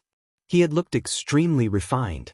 Looking at this moment, the two officials from the Ministry of War, fierce generals who had killed countless enemies on the battlefield, were actually unable to retaliate in the slightest under his hands. One could not help but wonder who was the examiner in this competition. In a place further away, an official from the Ministry of War glanced over and said to another examiner beside him, "If this continues, how long will the examination take? Why don't we also learn from them and test 2 people at once?" The other official nodded. Just as he was about to speak, he suddenly paused and said in shock, "That's not right." The 2 people being suppressed and beaten seemed to be Director Qin and Minister Counselor Ma. Chapter 308. The 2 officials from the Ministry of War stared blankly in that direction, suspecting that they were hallucinating. The Ministry of War was different from the other 5 ministries. The officials from the Ministry of Revenue, Ministry of Rights, and other ministries did not have any requirements for cultivation. But the officials of the Ministry of War, from the manager to the assistant minister and minister, were all famous generals who had fought their way out of mountains of corpses and seas of blood. Their cultivation was not necessarily very high, but their battle experience was not lacking. On the battlefield, Fulu would be used up and Dharma treasures would be destroyed. The only thing that could be relied on was one's own body. These generals who had retired from the battlefield all had rich experience in close combat. In a true battle of life and death, they could crush those of the same level. But now, 2 examiners from the Ministry of War were actually at a disadvantage against one examinee. With their eyesight, they could naturally see that other than suppressing their cultivation to the early 4th level, Director Chen and Minister Counselor Ma did not hold back in any other aspects. Dao techniques consumed less dermic powers than abhijnas. However, it was not beneficial for Li Mu to maintain it for a long time. Although these 2 officials from the Ministry of War had suppressed their cultivation, their mana was much thicker than Li Mu's. Li Mu did not want to continue. He slapped one of the examiners on the chest and kicked the other examiner in the waist. The 2 of them retreated a few steps before stabilizing themselves. The 2 of them were about to advance again when Li Mu stopped. He looked at them and asked, "Is it done?" The 2 of them paused and looked at each other. They smiled bitterly and said, "It's done." After the short battle just now, the 2 of them were very clear that if they only suppressed their cultivation to the same level as Li Mu, they would not be his match even if they worked together. From the last blow that he forced the 2 of them back, he probably still held back in the battle just now. The director from the Ministry of War looked at the official at the side of the field and said, "Li Mu, results of the combat examination, A+. A+ was the highest result in the combat examination, and also the highest evaluation they gave Li Mu. Under the influence of the 1,000 Illusions Venerable Master, Li Mu pursued the principle of keeping a low profile when it came to his own strength. In the past few months, he had almost never revealed his strength. But this time was different. It was not that he had to amaze the world with a single brilliant feat in the martial trial, but because he was participating in the imperial examination this time, not only for himself, but also for the Empress. Only if his performance was eye-catching enough, the officials in the court, including the people of the world, would not think that the Empress favored a mediocre person who had no good points other than being handsome. He wanted to prove to the court officials and the world that the Empress was not obsessed with his looks. After a short interlude, the combat test continued. After seeing how the 2 examiners had been defeated by Li Mu, the remaining examinees felt less fearful of them. Perhaps it was just that those people before Li Mu were too weak. Although they were not as good as Li Mu, they would not be ravaged too badly. Then, they experienced the cruelty of reality. Perhaps it was because the 2 examiners were depressed after losing to the examinees, but they did not show any mercy to the following examinees. Even if they suppressed their cultivation to the same level as the examinees, not a single examinee could last more than 10 moves from them. In a group of 100 examinees, there was only 1 A+, a dozen B+, and the rest were C+ and D grades. The examination of the other 9 groups also ended very quickly.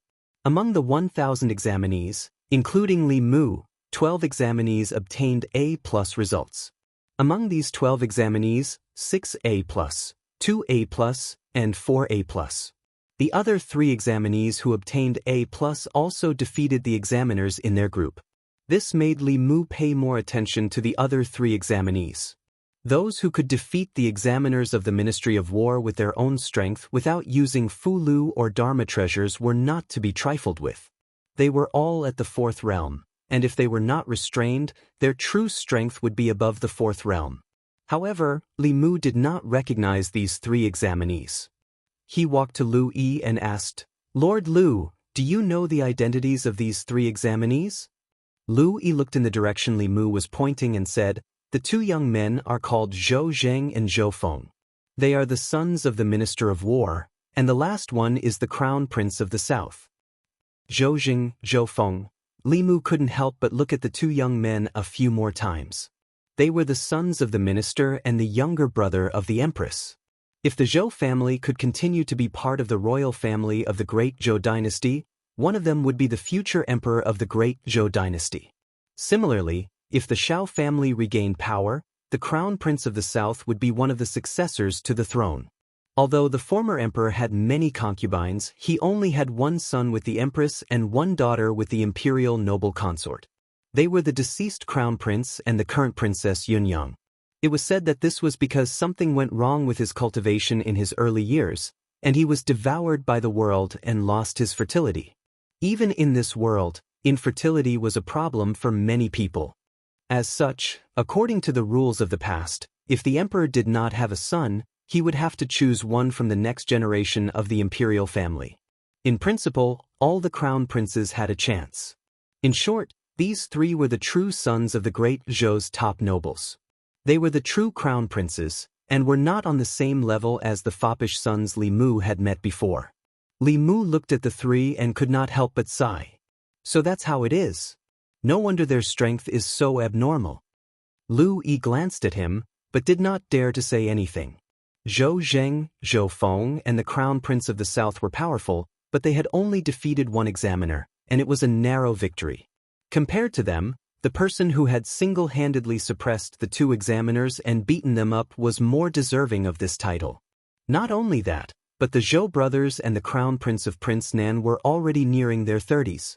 On the other hand, Li Mu was probably not even 20 yet. Not only was he good-looking, he was also well-versed in both the pen and the sword. Even the brightest pearls of the Zhou family and the Shao family paled in comparison to him. If Li Mu were a son of the Shao clan or the Zhou clan, he would definitely bring unparalleled pressure to the other clan.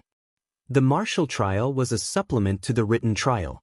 It was graded according to B, C, and ID for the imperial court's reference. It would not give a specific ranking to everyone, but it would determine the top 3 foot A's. This was the ranking for Li Mu, the Zhou brothers, and the crown prince of the south. After a discussion, the officials of the Ministry of War listed the rankings. Li Mu was first in this martial trial, Zhou Zheng was second, then the crown prince of the south, and Zhou Feng was last. Zhou Feng was not satisfied with this result. He frowned and asked, "The 4 of us are all ace, so why is this person first?" Although Zhou Zheng and the crown prince of the south did not speak, they clearly had the same idea as Zhou Feng.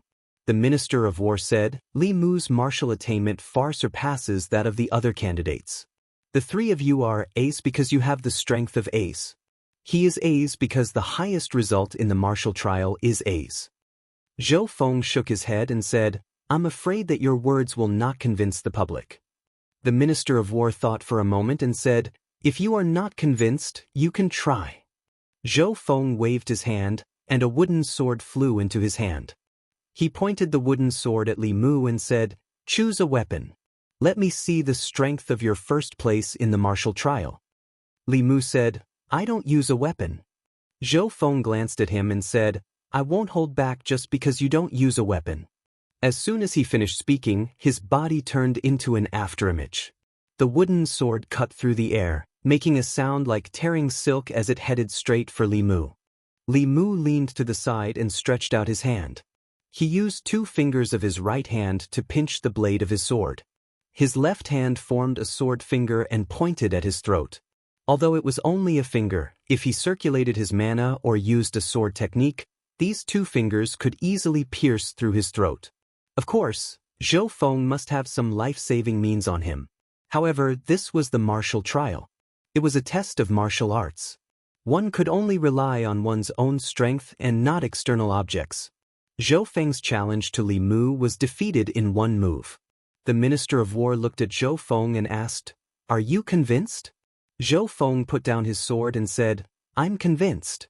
The Minister of War looked at Zhou Zheng and the Crown Prince of the South and asked, "What about the 2 of you?" Zhou Zheng said, "First place in the martial trial. He deserves it." The Crown Prince of the South shook his head and said, "In terms of martial arts, I'm not his match." The Minister of War added, "If the Crown Prince is dissatisfied with your ranking, you can also challenge young Master Zhou Zheng." The Crown Prince of the South said, "There's no need. I'm not his match either." In this way, no one objected to the ranking of the four people. In this imperial examination, the results of the academic trial had not been released. The first place in the martial trial had already been announced. The Crown Prince of the South looked at Li Mu's back and said, "I lost to him in the martial trial. I can only wait for the academic trial to regain my face." As a descendant of the Shao royal family, he had countless resources piled up since he was young. The teacher who taught him martial arts was also a famous general who had been through hundreds of battles. For him to lose to such an unknown person in the martial arts examination was indeed a loss of face. The academic trial was different from the martial trial. As a descendant of the royal family, and a descendant of the royal family who was being nurtured as the future emperor, his strength was in politics. He was also proficient in mathematics and criminal law. Other than the Zhou brothers, he could ignore anyone else. Lu Yi, who was passing by, heard his words and shook her head slightly. They still had hope of defeating Li Mu in the martial trial. However, they had no chance in the academic trial. This imperial examination was actually unfair to them. They thought that Li Mu was an examinee like them, but in fact, they were examinees and Li Mu was the examiner. Reality was often so cruel. Chapter 309. The combat examination had ended, and so had the first imperial examination of the imperial court. What the examinees needed to do next was to wait for the results of the written examination. Li Mu was about to leave the drill ground when a voice came from behind him. "Martial scholar, please wait." Li Mu turned around and followed the source of the voice. He saw a figure walking towards him. That person had a tall stature and a square face. As he slowly walked over, an extremely strong oppressive feeling also came rushing over. All the examinees knew this person. He was the chief examiner of this examination, the assistant minister of the Ministry of War, and also a cultivator of the Sixth Realm. Li Mu clasped his fists and asked, "Is there anything else, Lord Assistant Minister?" The assistant minister of the Ministry of War smiled and said, "I have left the army for many years. It has been many years since I've seen such an exciting battle of the martial way. I'm excited by the prospect and can't help but want to spar with the martial scholar." Li Mu looked at him in shock. No matter how confident he was in himself, he was not arrogant enough to challenge the Dongxian. As if reading his thoughts, the assistant minister of the Ministry of War added, "Rest assured, martial scholar. We will not use spells or supernatural powers. We will only spar with martial arts. We will not go overboard." Since it was like this, Li Mu couldn't refuse anymore. He nodded and pointed at the drill ground beside him. "Please." On the drill ground, the examinees were about to leave when they suddenly stopped. On the drill ground, two figures were engaged in close combat. It was difficult to tell who had the upper hand. At first, the official of the Ministry of War thought that someone was fighting on the drill ground.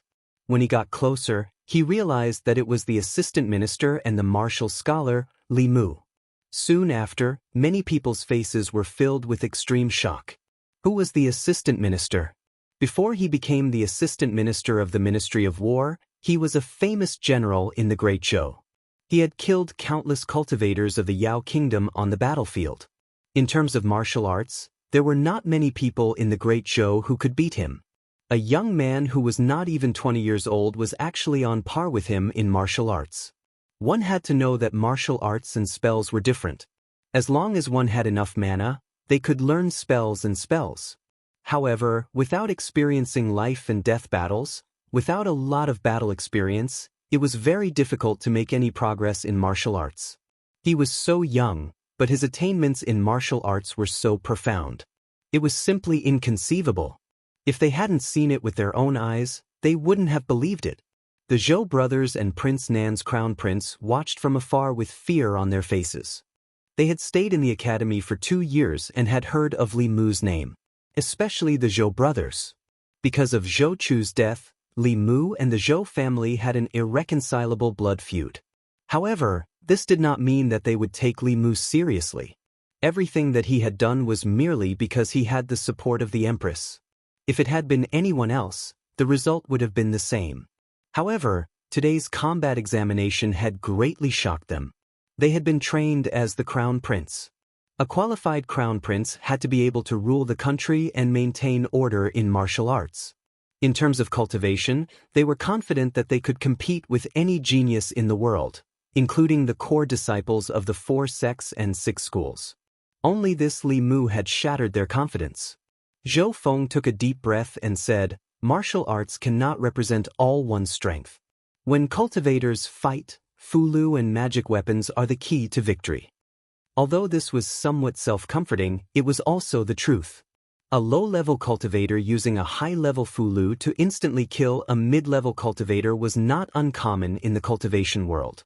In most cases, when cultivators fought, it was still based on who had more fulu, better pills, and stronger magic weapons. Other than on the battlefield, martial arts did not have much use. Such a person could be a good general, but no matter how powerful a general was, he was still just a subject. After being shocked, Zhou Feng breathed a sigh of relief. Fortunately, Li Mu's surname was Li, and not Xiao. Otherwise, many people in the Zhou clan would not be able to sleep because of him. The crown prince of the south also breathed a sigh of relief. Fortunately, Li Mu was not a member of the Zhou clan. Otherwise, he would have become the greatest obstacle to the Xiao clan regaining the throne. On the drill ground, Li Mu and the assistant minister of the Ministry of War had been in a stalemate for 15 minutes. In the past quarter of an hour, Li Mu finally realized what a real powerhouse was. The assistant minister of the Ministry of War was extremely experienced in battle. After 100 moves, Li Mu still had not found a flaw. This kind of person's comprehension of martial arts had probably reached an extremely profound level. Across from Li Mu, the assistant minister of the Ministry of War's gaze grew more and more shocked. Li Mu had not found a flaw, and he had also not found a flaw in Li Mu's. His martial arts experience had been honed through countless life-and-death situations and thousands of battles. No matter how talented a young man was, it was impossible for him to achieve this. The only possibility was that he had completely inherited the martial arts attainments of a martial arts expert. In the martial examination, other than fulu and magic treasures, Taoist techniques and abhijna were all allowed. Even if he had completely inherited the martial arts attainments of a martial arts expert, it was still within the limits of the martial examination. After a few more moves, more and more people had gathered. Li Mu could not defeat the assistant minister of the Ministry of War, but the assistant minister of the Ministry of War also could not defeat him. He took the initiative to retreat and said, "Why don't we call it a day?" The left assistant minister of the Ministry of War nodded and then asked, "The martial arts scholar's attainments in martial arts are no weaker than a fierce general who has been through hundreds of battles. It is truly rare among the younger generation. Who is his master?" Li Mu replied, "My master's Taoist name is Laozi." The assistant minister of the Ministry of War thought for a while and shook his head. "I am ignorant and have never heard of him." Li Mu smiled and said, "Master is like a wild crane in the clouds, pursuing the supreme Tao wholeheartedly. Not many people in the world know his name." The assistant minister of the Ministry of War did not pursue this question and said, "What plans does the martial arts scholar have after the examination?" Li Mu said, "I don't have any plans for now. I will follow your Majesty's arrangements." The assistant minister of the Ministry of War sized him up and said, "I can see that the psyche power in the martial arts scholar is not inferior to that of an old official who has been in the court for decades. With such attainments in martial arts, if he were to become a general, he would definitely be a valiant general." After all this time, it turned out that the assistant minister of the Ministry of War wanted to poach the empress. Li Mu could not refuse directly and said politely, "Let's talk about it in the future." The assistant minister of the Ministry of War did not force him. He glanced at him and asked, "The psyche power in the martial arts scholar is dense but very messy. Do you not know how to control psyche?" Li Mu froze and asked, "What's psyche control?" The assistant minister of the Ministry of War saw that he really did not know, but he did not directly explain. He said, "You will know when you experience it for yourself." As he spoke, Li Mu suddenly sensed an invisible aura emanating from the assistant minister of the Ministry of War. Under this aura, Li Mu couldn't help but take several steps back, shock on his face. Just now, the assistant minister of the Ministry of War had erupted with a powerful psyche power that made Li Mu think of Vice Principal Huang. That day in the Crepe Myrtle Palace, he had used this move to almost heavily injure Li Mu. The assistant minister of the Ministry of War explained, "This is the psyche power that this official obtained from countless soldiers. Psyche power is a mysterious power. Its use is not only to accelerate the absorption of spiritual energy, but also to condense psyche into energy and form an attack." Li Mu clasped his fist and said, "Assistant Minister, please enlighten me." It had been a long time since he had experienced such a satisfying battle of the martial way. The assistant minister of the Ministry of War admired Li Mu. This psyche control technique was not a secret. His lips moved slightly as he whispered a few words to Li Mu. Psyche power cultivation was an unorthodox method. Li Mu knew how to use psyche power to speed up cultivation, but he had never heard of using psyche power to attack. Psyche control was actually a kind of magical power. After hearing the assistant minister's message, Li Mu formed a seal with both hands and channeled his mana. With himself as the center, he released his psyche power. Around the drill ground, the onlookers all felt a kind of pressure pressing against their faces. A few officials from the Ministry of War were fine. Their bodies only trembled a little before they stabilized themselves. Most of the examinees around them took several steps back. A few of the weaker ones even fainted. The examinees looked at Li Mu with shock and fear in their eyes. The assistant minister of the Ministry of War sent some spiritual energy to the unconscious examinees and woke them up. Then he said to Li Mu, "This is your first time using psyche control. You can't control it yet. With more practice, you will be able to control it freely in a few months." Li Mu had already experienced this wonderful use of psyche power. He clasped his fist and said to the assistant minister of the Ministry of War, "Thank you, assistant minister." The assistant minister of the Ministry of War waved his hand and said to the crowd, "The martial arts examination has ended.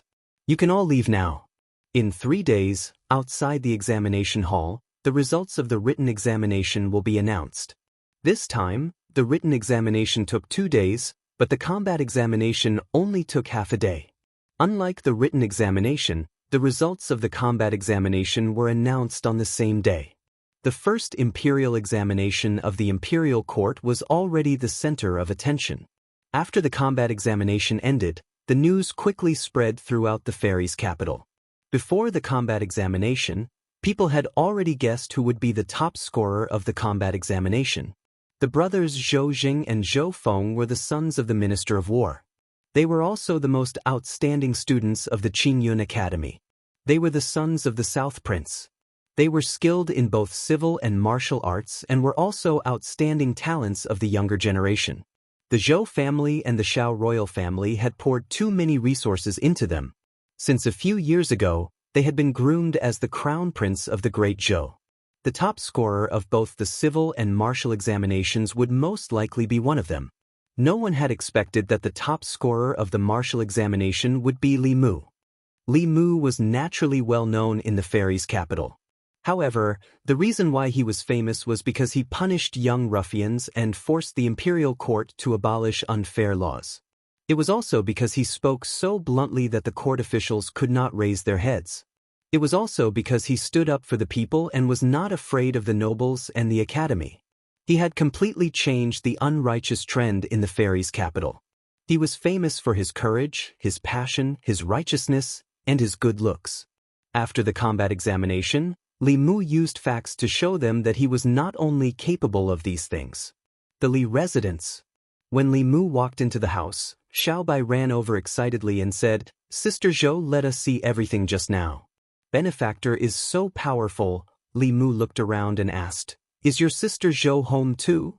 Zhou Yi walked out of the kitchen with a bowl of noodles and said, "This is my reward for you." Chapter 310. Li Mu ate the noodles personally cooked by the Empress. If he were to say that the noodles were delicious, he would be lying. An ordinary bowl of noodles with a few slices of vegetables and chopped green onions wouldn't taste that good, but it wouldn't taste that bad either. This bowl of noodles cooked by the Empress could only be said to be ordinary. Li Mu had eaten Lu Hanyan's noodles, Xiaobai's noodles, Wanwan's noodles, and even Su he had personally cooked at Clearwater Bay in order to reminisce about her days as a human. Among all the noodles he had eaten, the Empress's noodles were probably the worst. But she was the Empress. In the entire Great Zhou, perhaps only Li Mu could eat her personally cooked noodles. This wasn't an ordinary bowl of noodles. This was the Empress's favor. Li Mu finished the noodles and even drank the soup. Then he said, "Thank you, Your Majesty." Zhou Yi asked, "How was the taste?" "Li Mu, this is the best noodles I've ever eaten." In the end, Li Mu still went against his heart. For someone who was cooking for the first time, to be able to cook to this extent was already very good. At this time, he couldn't find fault with her. Instead, he should encourage her. This was one of the reasons. The other reason was that Li Mu knew better than anyone that the Empress's chest wasn't as big as her chest. In order to suffer less in the dream tonight, he was willing to go against his conscience. Zhou Yi didn't continue this topic. Instead, he asked, "How was the written exam?" "Li Mu, there shouldn't be any big problems. He could get full marks in mathematics." This subject was all objective questions. If it was right, then it was right. If it was wrong, then it was wrong. There was no possibility of losing marks. Li Mu was not sure about the criminal law. Criminal law was not a simple matter of right and wrong. There were many questions that needed to be looked at dialectically. There were also a few questions that were counterintuitive. He reckoned that many examinees would fall for them. As for policy, there was even less of a correct answer. The subjective view of the examiner was the deciding factor. Li Mu thought for a moment and asked curiously, "Can Your Majesty predict who will be the top scorer in the written examination?" Zhou Yi shook his head, divining this as calculating the fates of thousands of people at the same time. Even ninth-level cultivators can't do this. In the past, Li Mu thought that the seventh realm was very powerful, but after truly understanding them, he realized that they were not as omnipotent as he had imagined. There were many things that the Empress couldn't predict. There were so many seventh realm cultivators in the Immortal's capital, but the demon sect still managed to sneak up on them. Cui Ming had also been hiding in the imperial court for many years. If Li Mu hadn't coincidentally captured that tree demon, there was no telling how long he would have been able to hide. In the past, in Li Mu's heart, powerhouses of the upper realm were no different from gods. Now, it seemed that they were also humans, just stronger than ordinary people. They also had 7 emotions and 6 desires, people who could see and touch them. When he personally took the bowl of noodles from the Empress, Li Mu accidentally touched her hand. The Empress' hand was delicate, smooth, and warm. As Li Mu was thinking, he realized that he was distracted and immediately threw some inappropriate thoughts to the back of his mind. Of course, it would be good to be the top scorer in the written examination. Being the top scorer in both civil and martial arts would make the Empress proud. It didn't matter if he didn't get it. No matter what, passing the imperial examination was not a problem. At this time, in the examination hall. After the imperial examination ended, the examination hall was covered by a huge formation. This formation completely isolated the examination hall from the outside world. People outside couldn't enter, and people inside couldn't come out. This formation would only be activated 3 days later when the examination hall announced the results. In these 3 days, many officials from the 3 provinces and 6 ministries were temporarily transferred. They had to finish marking all the examination papers and rank the examinees' results within 3 days. The examiners who were transferred were at least in the 4th realm. Even if they didn't sleep or rest for 3 days, it was nothing to them. In order to ensure the fairness of the imperial examination, the imperial court arranged for people to transcribe the examination papers as soon as the end of the written examination. The transcribed examination papers only had numbers and no names. Among the 3 examination papers, the mathematics paper was the simplest. They just had to follow the standard answers and check them one by one. The criminal law paper was second. Except for the Ministry of Justice and a few other special offices, there were very few officials in the Great Zhou who were proficient in criminal law. The second examination paper was mostly marked by the officials of the Ministry of Justice. The most difficult one was the policy question. There were no fixed answers to any of the questions in the policy section. The officials who reviewed the exam papers had to carefully review each examinee's exam paper. In order to finish reviewing the exam within 3 days, the officials of the Hall of Governmental Affairs came out in full force this time. 2 days later, under the review of dozens of officials without sleep and rest, all the examination papers were marked. The next thing to do was to summarize the results of the 3 examinations and rank the examinees according to their scores.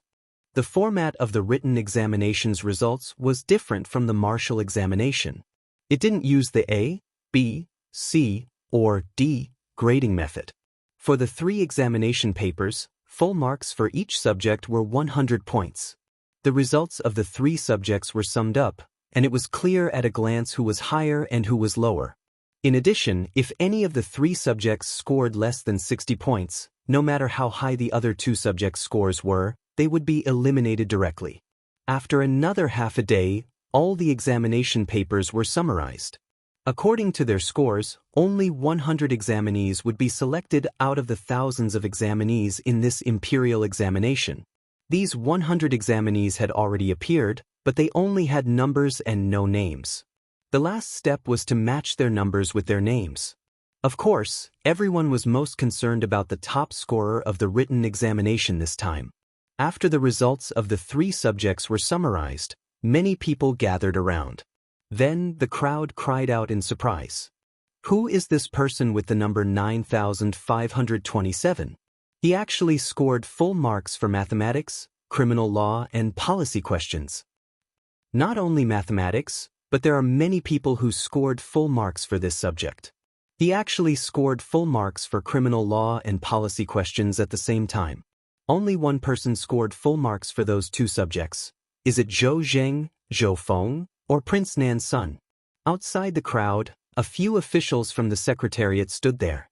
Lu Yi sighed. "I didn't expect Lord Li to score full marks for criminal law as well."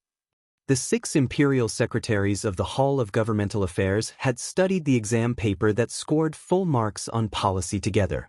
There was no other person in the entire imperial court who could answer so many questions about politics so perfectly, to the point that they felt that they were inferior to him. Without a doubt, 9527 was Li Mu. He scored full marks for policy questions and mathematics. As expected, the officials from the Ministry of Justice had said that the examination paper from Assistant Minister Zhou was not simple. If they were to do this examination paper, they would not be able to get full marks. Full marks for criminal law not only required a thorough understanding of the laws of the Great Zhou, but also a thorough understanding of the laws. Zhou Xiong said, "If that's the case, wouldn't he be the top scholar in both civil and martial subjects?" Wang Shi shook his head and said, "There's nothing strange about this. No one knows his ability better than us. If he were to participate in the imperial examination with these examinees, there would only be one outcome." Zhang Huaili said, "He is indeed a talent that His Majesty has set his eyes on. The top scholar in both civil and martial subjects, his future is limitless." At this moment, an official had already brought over a thick booklet. To ensure fairness, before marking the papers, there were people who would transcribe the examinees' papers and erase their names. If one wanted to know which examinee these numbers corresponded to, they would have to look in this booklet. Quick. Lord Lu, find out who 9527 is. I think it's Zhou Zheng. No, it should be Prince Nan's son. Want to take a gamble? The official flipped open the booklet and quickly flipped to the back. When he found the name corresponding to the number 9527, he was stunned. The officials could not help but urge, "Don't just stand there. Who is it?" The official placed the booklet on the table and said, "Everyone, take a look." Everyone looked over, and after a short moment of silence, the atmosphere exploded. Hiss, "Li Mu, it's still Li Mu. 9527 is Li Mu. Not only is he the top scholar in both civil and martial subjects? That's impossible. Could it be that someone leaked the questions to Li Mu?" The last person had just opened his mouth when his close colleague covered it. That person was stunned and immediately lowered his head, not daring to speak. In order to ensure the fairness of the imperial examination, The imperial court had taken many measures. Not only did the subjects not communicate with each other, even the empress did not know the questions. Suspecting that someone leaked the questions to Li Mu meant suspecting the Minister of Revenue, the Assistant Minister of Justice, and all the officials in the Hall of Secretariat. Cheating in the imperial examination was a serious crime. Suspecting this would mean suspecting them. Who would dare to frame so many important figures in the imperial court at the same time? At this moment, Lu Yi walked forward and explained, "You may not know this, but the establishment of the imperial examination system is mostly due to Lord Li Mu. Lord Li is not only proficient in mathematics, he is also well-versed in criminal law. He also has insightful views on national affairs. It is not surprising that he was able to take the first place in the written examination. This is because Lord Li and I worked together to create the imperial examination. The imperial examination was related to the foundation of the country.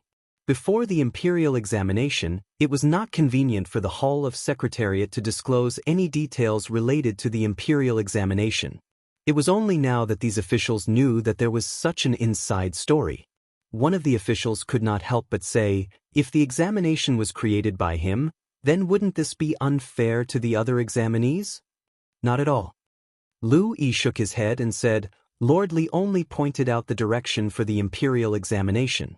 The examination questions were created by many officials. There is no way that they were leaked. Even if one knew about the examination outline, it is impossible to get full marks. Without him, there would not be today's imperial examination. The imperial examination selection is based on him. He has contributed so much to the imperial court, but he still has to participate in the imperial examination. If this is not fairness, then what is? Everyone fell silent when they heard this. Their doubts came from their previous understanding of Li Mu. In everyone's understanding, he was bold, fearless, and cunning. This was the part of him that everyone had the deepest impression of. Without this imperial examination, they would not have known that Li Mu, in addition to these, was also proficient in both the pen and the sword. After accepting this reality, everyone's attention was gradually placed on the subsequent rankings of the written examination. 95. 28. Who is 95? 28. Zhou Zheng, Zhou Feng, or the Crown Prince of the Southern Prince. 95. 28 was right under Li Mu's name. Everyone looked down and their expressions froze. After a long time, someone said in shock, "Who is this Li Si?" Chapter 311. 3 days after the end of the combat examination, the street in front of the examination hall was packed with people. From the end of the street to the end, it was filled with people. Today was the day of the announcement of the written examination results. Because the results of the combat examination were only for reference and did not affect the results of the imperial examinations, the ranking of the written examination was the final ranking of the imperial examinations. The array outside the examination hall would disperse after the announcement of the results at noon. In order to ensure the fairness of the marking, no one could enter or leave the examination hall in the past 3 days. The officials of the imperial court, even the empress, did not know the results of the imperial examinations. There was still 15 minutes before the announcement of the results. The crowd gathered outside the array and discussed animatedly. I wonder who will be the top scorer of the written examination this time? If he can become the top scorer of the written examination, his future will be limitless. Is there a need to guess? The top scorer will definitely be one of the three. Who else can beat them? Although the results of the written examination had not been announced, the crowd already had their guesses about who the top scorer would be. The Zhou brothers and the Southern Prince were the most outstanding students in their respective academies. Their literary talents were outstanding, and their cultivations could be considered as the top prodigies of the Great Zhou. As potential candidates for the future Crown Prince of the Great Zhou, the education they received and the resources they enjoyed were far superior to those of the top-notch families in the Great Zhou. If there were no surprises, the top scorer of the written examination would definitely be one of the three. Zhou Zheng, Zhou Feng, and the Southern Prince were also in the crowd. Originally, they did not need to come personally. Even if they stayed in their manners, they would know the results the moment the examination hall's array was activated. However, The results this time were extremely important to them. If they could obtain the position of the theory examination's top scorer in front of everyone, it would greatly benefit their future. The people of the world naturally hoped that a more talented emperor would appear in the Great Zhou. This would be an invisible bargaining chip in the process of competing for the crown prince. It would also be a good story after they ascended the throne. The three of them looked calmly at the entrance of the examination hall. However, deep in their hearts, they were not as calm as they appeared. The students outside the examination hall were all as nervous as them. Noon had just arrived when the sound of a bell came from within the examination hall. After the sound of the bell, the doors of the examination hall that had been closed for 3 days slowly opened. Countless officials walked out from within. The Minister of Rites walked up to the array and formed a hand seal. The array dissipated. He looked at the many examinees in front of him and said, "It's time. Put up the notice." The Minister of Rites' voice was loud and clear, spreading in all directions. Not long after he finished speaking, hundreds of golden rays were fired into the sky. These golden lights shot up into the sky and exploded, forming huge golden characters that floated in the void, emitting a faint glow. Those were the names of the examinees who had passed the imperial examination. At the very front of the 100 names was the words Ascension Rankings. The Azure Cloud rankings had the meaning of one step into the clouds. It implied that those on the rankings would have a meteoric rise in their career. At this moment, the entire divine capital saw the strange phenomenon in the sky. The words were condensed in the air using a great supernatural power. Everyone could see the Azure Cloud leaderboard clearly from all directions of the divine capital. In their eyes, the Azure Cloud leaderboard was always right in front of them. Since the Ascension rankings had been released, countless examinees immediately shot their gazes over. On the Azure Cloud rankings, the font of the first name at the top was larger and brighter than all the other names. That was the honor of being the top scholar of the written examination. The two words Li Mu were clearly reflected in everyone's eyes. After a short moment of silence, countless exclamations erupted from all corners of the divine capital. Outside the examination hall, many examinees were in disbelief. Why is it him again? How is this possible? He's the top scholar of both the written examination and the combat examination. In the combat examination 3 days ago, many examinees had seen the scene of Li Mu fighting with the examiner. Scholars pursued elegance, while cultivators were more proficient in supernatural powers and spells. They would also try their best to avoid close combat. After the combat examination, everyone's impression of him was that he was a boorish man, a refined beast. However, 3 days later, Li Mu showed another side of him in front of them. Everyone had taken the written examination and knew how difficult the questions were. It was impossible to get first place in the written examination without real talent. In the past, they only knew that Li Mu was brave and fearless. Now, they knew that he was well-versed in both the pen and the sword. At the same time, every corner of the divine capital was filled with the surprised cries of the people. "It's Constable Li." Constable Li is the top scholar of the imperial examination. He's the top scholar of both the martial and literary examinations. What can Constable Li not do? I can't call him Constable Li anymore. I have to call him the top scholar. Sigh, I regret it. Constable Li is still unmarried. This time, many people will want to marry their daughters to him. I'm afraid there's no hope for the 2 beautiful girls in my family. In the divine capital, Li Mu was the protector of the people. Countless people were sincerely happy for him. In front of the examination hall, the Zhou brothers and Prince Nan's crown prince looked at the 2 shining golden words in the sky. They felt that they were abnormally dazzling. It was one thing to be the top scholar of martial arts, but even the title of top scholar of literature had been snatched by Li Mu. This made the 3 of them lose all face. They had received the best education since they were young and enjoyed the best resources. In terms of writing and martial arts, they did not lose to any of their peers or even their elders. However, they had lost to a junior who they did not even know a few months ago. This was a reality that the 3 of them found hard to accept. However, at this point, They had to accept it even if they did not want to. Fortunately, Li Mu's name was known throughout the divine capital. He was also the Empress' favorite subject.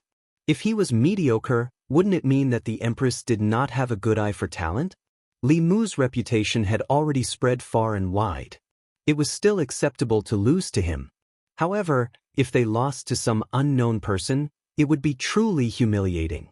There was no need to ask for the top scholar of literature. They just wanted to see who got the second place. The three of them looked to the left.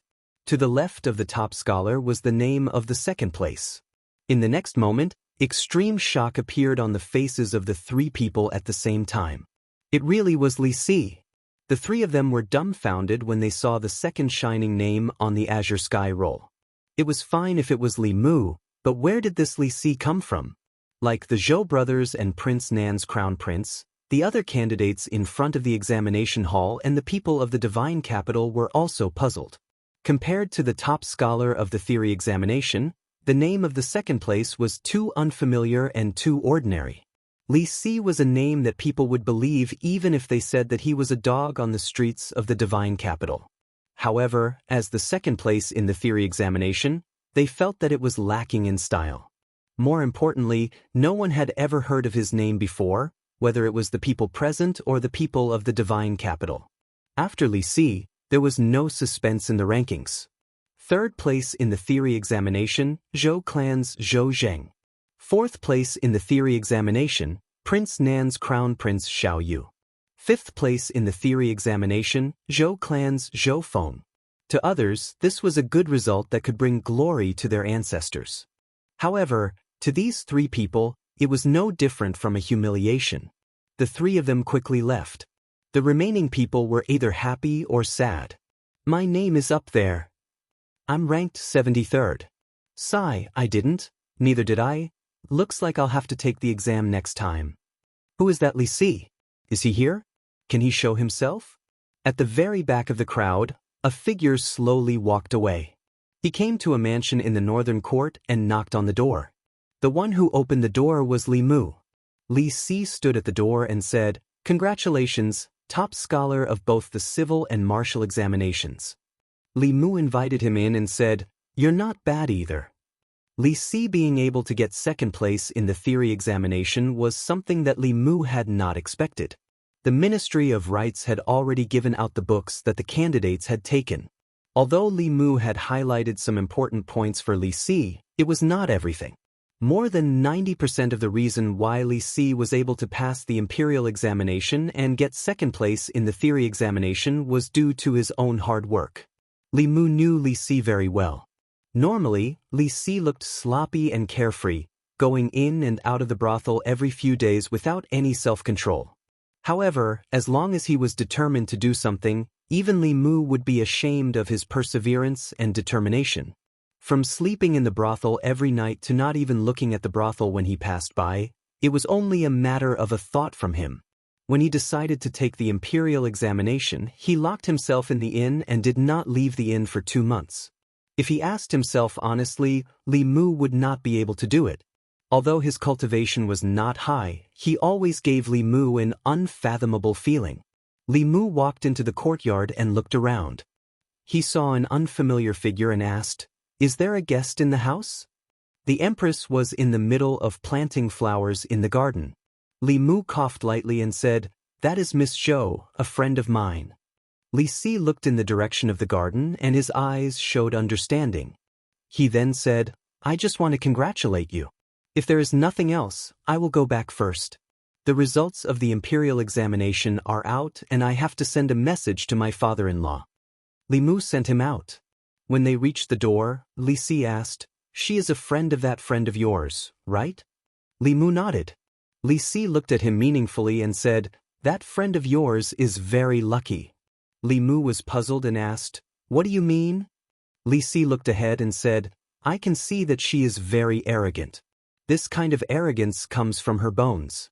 If she is not a noble lady, she will not have this kind of temperament." Li Mu nodded. In the past, the Empress was a noble lady. Now, she was the biggest noble lady. She had the right to be arrogant in front of anyone. Li Si continued, She is very arrogant and very lonely. This kind of loneliness even surpasses arrogance. Li Mu also wanted to learn this from Li Si. He had interacted with the Empress for a long time, and only then did he slowly understand her loneliness. Li Si had only taken a single look at her, and was able to see these things. This was something that no mystical power could achieve. Li Si looked at Li Mu one last time and said, "She is so lonely. She should not have any family or friends by her side. This kind of woman yearns for the nourishment of love. If you treat her well, she will repay you 10 times, or even more. This kind of woman is the easiest to woo." Chapter 3:12. Li Mu wanted to remind Li Si not to say anything out loud, but it was clearly too late.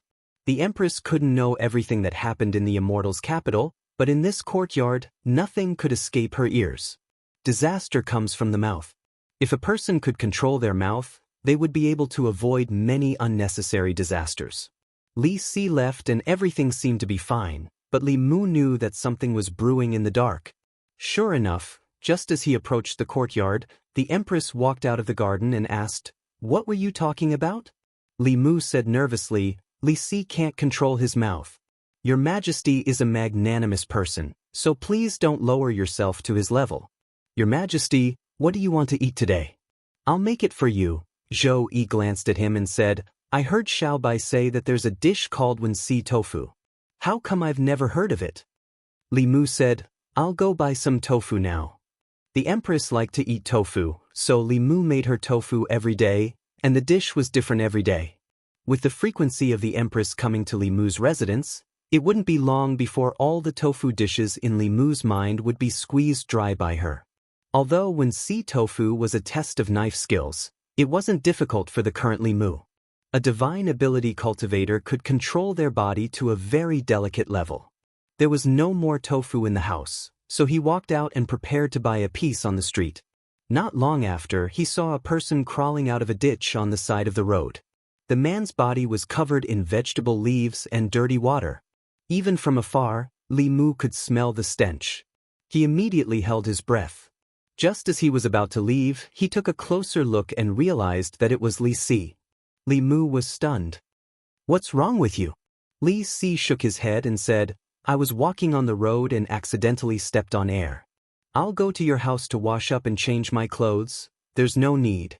"Let's do it here." Li Mu formed a seal with both hands, and a water column condensed in the void. It poured down from the top of Li Si's head and washed away the filth on his body. How could a mighty assembled spirit cultivator fall into a ditch by the roadside for no reason? Li Si was not surprised by this at all, as if he really treated it as an ordinary accident. Li Mu couldn't think of anyone else who could do this without anyone noticing. No one knew better than him how petty the Empress was. If Li Si were to return to the Li residence, it would not be as simple as falling into the gutter. He waved his hand to disperse the stench around him and said, "When you see Miss Zhou in the future, don't shoot your mouth off. She has a powerful background. With just a thought, she can make you unable to survive in Fairy's capital." In the sky above the Fairy's capital, the names on the honor roll were still shining with golden light. This list would stay in the air for 3 days. Every name on it would be bestowed with glory. At the entrance of the examination hall, countless examinees sighed and left. The way of the imperial examination was like 1,000 soldiers and 10,000 horses crossing a single wooden bridge. Only 1 out of 10 people would be able to make it on the list. This was only the first year. In future imperial examinations, the various counties would be able to recommend more talents. It would probably be 1 out of 100 or even 1 out of 100. Those who made it on the list naturally had limitless glory, but they were in the minority. Most of the examinees were just accompanying them. After the examinees left, the officials of the various ministries walked out of the examination hall. An official from the Ministry of Revenue shook his head and said, "The competition for the imperial examination is too cruel. Many examinees who scored full marks in mathematics could only miss the list because of criminal law." Another official said, "The questions on criminal law are too difficult. I've seen the test paper. Even if I did it myself, I'm afraid I wouldn't be able to pass. Who knew that there are so many twists and turns in criminal law?" An official sighed and said, Lord Li was able to score full marks in the criminal law exam paper. This is simply unimaginable. He really is worthy of being the person that the emperor values. The director of the Ministry of Justice was also somewhat regretful. He said, the majority of the examinees put their focus on policy questions. There aren't many who are truly willing to settle down and study criminal law. It's so hard to find someone who only answered one question wrong. His mathematics and policy questions are too mediocre. He has no chance of making it onto the list. What a pity, what a pity. At the entrance of the examination hall, Wei Peng raised his head and looked at the list in the sky. He shook his head and left. Suddenly, a voice came from behind him. For the criminal law exam, Li Mu scored full marks. You scored 95. Do you know where you went wrong? Wei Peng turned his head and bowed to Zhou Zhong. He said, please enlighten me. Zhou Zhong said lightly, a woman was walking at night and met the villain Zhang San. He wanted to rape her. This woman pretended to agree and first tricked Zhang San to the river. While he was undressing, she pushed him into the river. Zhang San wanted to go ashore many times but was stopped by the woman. In the end, Zhang San was washed away and drowned. Zhang San's family reported this woman to the Ministry of Justice and asked her what crime she committed. If you were an official of the Ministry of Justice, how would you judge the case? Wei Peng said, excessive self-defense is the crime of murder. But considering that Zhang San committed the crime first, the woman could be given a lighter sentence. Zhou Zhong said, Li Mu's answer is not guilty. Li Mu scored full marks for criminal law. This meant that the Ministry of Justice also believed that the woman was not guilty. This was far from Wei Peng's judgment. Wei Peng raised his head and said, I don't understand. The law says that a human life is greater than the heavens. That woman had already defended herself. There was no need to stop Zhang San from saving himself. In the end, he drowned. Even if it wasn't intentional murder, it was negligent homicide. Zhou Zhong asked, if you were that woman, what would you have done? Wei Peng thought for a moment and said, after pushing Zhang Shan into the river, I would immediately run away. Zhou Zhong looked at him and asked, when Zhang San comes ashore, it won't be long before a weak woman like you, even if you run a few dozen steps ahead, what can you do? He will still catch up to you. When that time comes, what do you think will happen to you? Wei Peng was stunned. Clearly, he didn't think of such a situation in the examination hall. After he came to his senses, he lowered his head and said, I would be raped. Zhou Zhong said lightly, if you were Zhang San and were tricked by a weak woman, pushed into the river and almost drowned, what would you do when you crawled out of the river and caught up to her? In the past, Wei Peng was just a bit of a playboy. He would never rape a woman. With his status, he could have as many women as he wanted. When he told Wei Peng about his identity as Zhang San, Wei Peng was suddenly startled awake. For a villain who would block a woman's way in the middle of the night and attempt to rape her, if he was plotted against instead and almost lost his life, after he escaped from the trap, he would fly into a rage out of humiliation. His original plan to rape her might turn into murder. He finally realized where he was wrong. He protected the law, while Li Mu protected the people. In his heart, there was only the law and that one life. He didn't consider the actual situation of the case. In that situation, the only way for the woman to save her life was to stop Zhang San from going ashore. Zhou Zhong said lightly, there are many officials in the Ministry of Justice who can recite the law of the Great Zhou backwards, but they still can't be good officials. This is because they are too proficient in the law. They only know how to use the law to judge cases, and thus lose their humanity. For this kind of case, if you judge it from the perspective of hindsight, you will get the same result as you. Wei Peng bowed and said, this student understands. Zhou Zhong suddenly asked, why do you want to study the law? Wei Peng thought for a while, then shook his head and said, I don't know. At first, I wanted to protect myself and not be bullied by Li Mu. Later, I felt that the law was quite interesting. Interesting? Zhou Zhong looked at him lightly and said, if you want to be an official, come find me at the Ministry of Justice tomorrow morning. The results of the first imperial examination held by the court were announced today. Until night, the 100 golden names were still shining in the night sky. The name of the top scholar, Li Mu, was the biggest and the brightest. As the top scholar in both civil and military affairs, he was naturally the topic of the people's discussion the most. He beat up playboys and punished young villains. He dared to question the officials of the Ministry of Justice, and also dared to scold all the officials in the court. Those who didn't like him talked about him behind his back. They said that other than his good looks, he had no other abilities. They said that he only relied on the support of the Empress. Without the Empress, he was nothing. They said that everything he had today was obtained by flattering the Empress. In this imperial examination, he once again proved himself to the people of the world. He suppressed the students of the 4 great academies, suppressed the talents of the 36 counties, and became the top scholar in both civil and military affairs. He completely shut the mouths of those people. He let the people of the world see clearly why the Empress only favored him out of all the officials in the court. He could bring peace to the world with his pen and settle the world with his military affairs. This was a true talent. He was worthy of the Empress's special favor. The students of the academies and the future crown prince could only serve as a foil in front of him. Of course, Li Mu becoming the top scholar in both civil and military affairs also proved one thing. The Empress had a unique insight. She had discovered Li Mu's talent from the very beginning. It wasn't as the rumors said, that she was only interested in Li Mu's manliness. After the results of the imperial examination were announced, both the officials and the people couldn't help but praise the Empress in their hearts. Chapter 3:13. 3 days after the results were announced, all the grand scholars who passed the examination had to face the Empress in the Golden Palace. This was an important ceremony. The purpose of this ceremony was to give them a special honor. For most of them, this might be their only chance to stand here in their lives. On the other hand, the Empress wanted to personally check if there were any spies from other countries or the demon sect among them. For officials of the 5th level and above, like Cui Ming, if they wanted to hide something, the Empress might not be able to find out. But among these grand scholars, the strongest was only at the 4th level.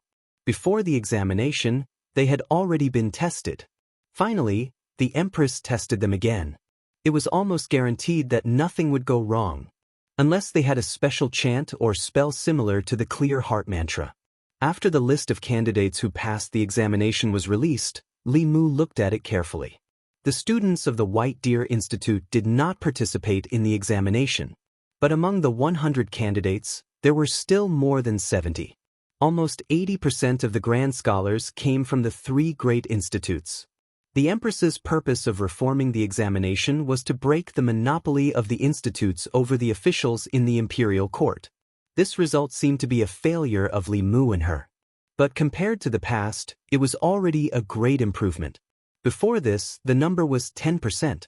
Now, the monopoly of the institutes had been broken, giving the local talents room to advance.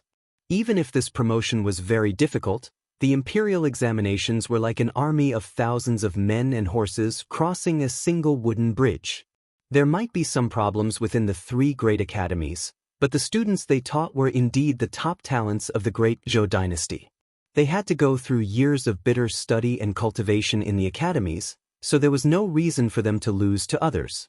Although the results of the examination did not make much of a difference to the institutes, the influence of the examination on the institutes was far-reaching. From now on, the students of the institutes would no longer have an iron rice bowl. If they wanted to enter the imperial court as an official, they would have to compete with countless talents in the Great Zhou.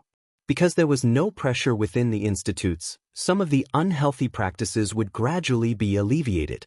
After the examination, the candidates who failed would gradually leave the divine capital. These 100 grand scholars would also be given official positions by the imperial court. According to the rankings, the top scholar of the written examination would be given a 5th rank official position. It was rare to see someone who had no official position directly get a 5th rank official position in the history of the imperial court. One had to know that Zhang Chun had toiled for more than 10 years and was only a rank 5. From this, it could be seen that the imperial court attached great importance to the imperial examination. If one could stand out among the talents of the 36 counties and the students of the academy, it could be said that he had a meteoric rise. Those who placed second and third in the written examination would be granted official positions of grade 6. The officials after that were rank 6 and below. Those with good grades could stay in Fairy's capital and be assigned to the 6 ministries or the 9 temples for a year of probation. Those with bad grades would have to go to other places and assume positions such as county deputy or county lieutenant, assisting the county magistrate in governing the local area. They also needed to be probationary for a year. After a year, if they passed the assessment, they could be promoted to official positions. Ever since Cui Ming's official position was abolished, the position of Assistant Minister of the Secretariat was vacant. Lu Yi took his position and became the new Assistant Minister of the Secretariat. As a result, only 5 of the 6 palace secretaries were left. Although the position of the Secretary of the Secretariat was not high, he had great power. He was in charge of the important affairs of the country. The vacancy of the Secretary of the Secretariat naturally caused the competition of various forces. Both the new and old parties wanted this position. However, an imperial edict personally written by the Empress made them give up on this idea. The new top scholar, Li Mu, would be appointed as the Secretary of the Secretariat. Before the imperial examination, no matter how much the Empress favored Li Mu, letting him take on such an important position would have attracted the opposition of all the court officials. Firstly, Li Mu was not from the 4 great academies. Other than being a low-level imperial censor, he could only be an official and not an official. Secondly, the position of Secretary of the Secretariat was not something that anyone could take on. One had to have enough talent, keen insight, and the ability to make decisions on important matters of the country. However, after the imperial examination, Li Mu's status as the top scholar in 2 subjects had shut everyone's mouth. In terms of qualifications, he was the top scholar in both civil and military affairs. Whether it was the imperial court or the military, he could go to either. In terms of ability, he scored full marks in all 3 subjects. Questions on policy were his forte. If he did not have the qualifications to be the Secretary of the Secretariat, no one else could. The Empress let Li Mu take part in the imperial examination to give him the qualifications to shut the mouths of the people.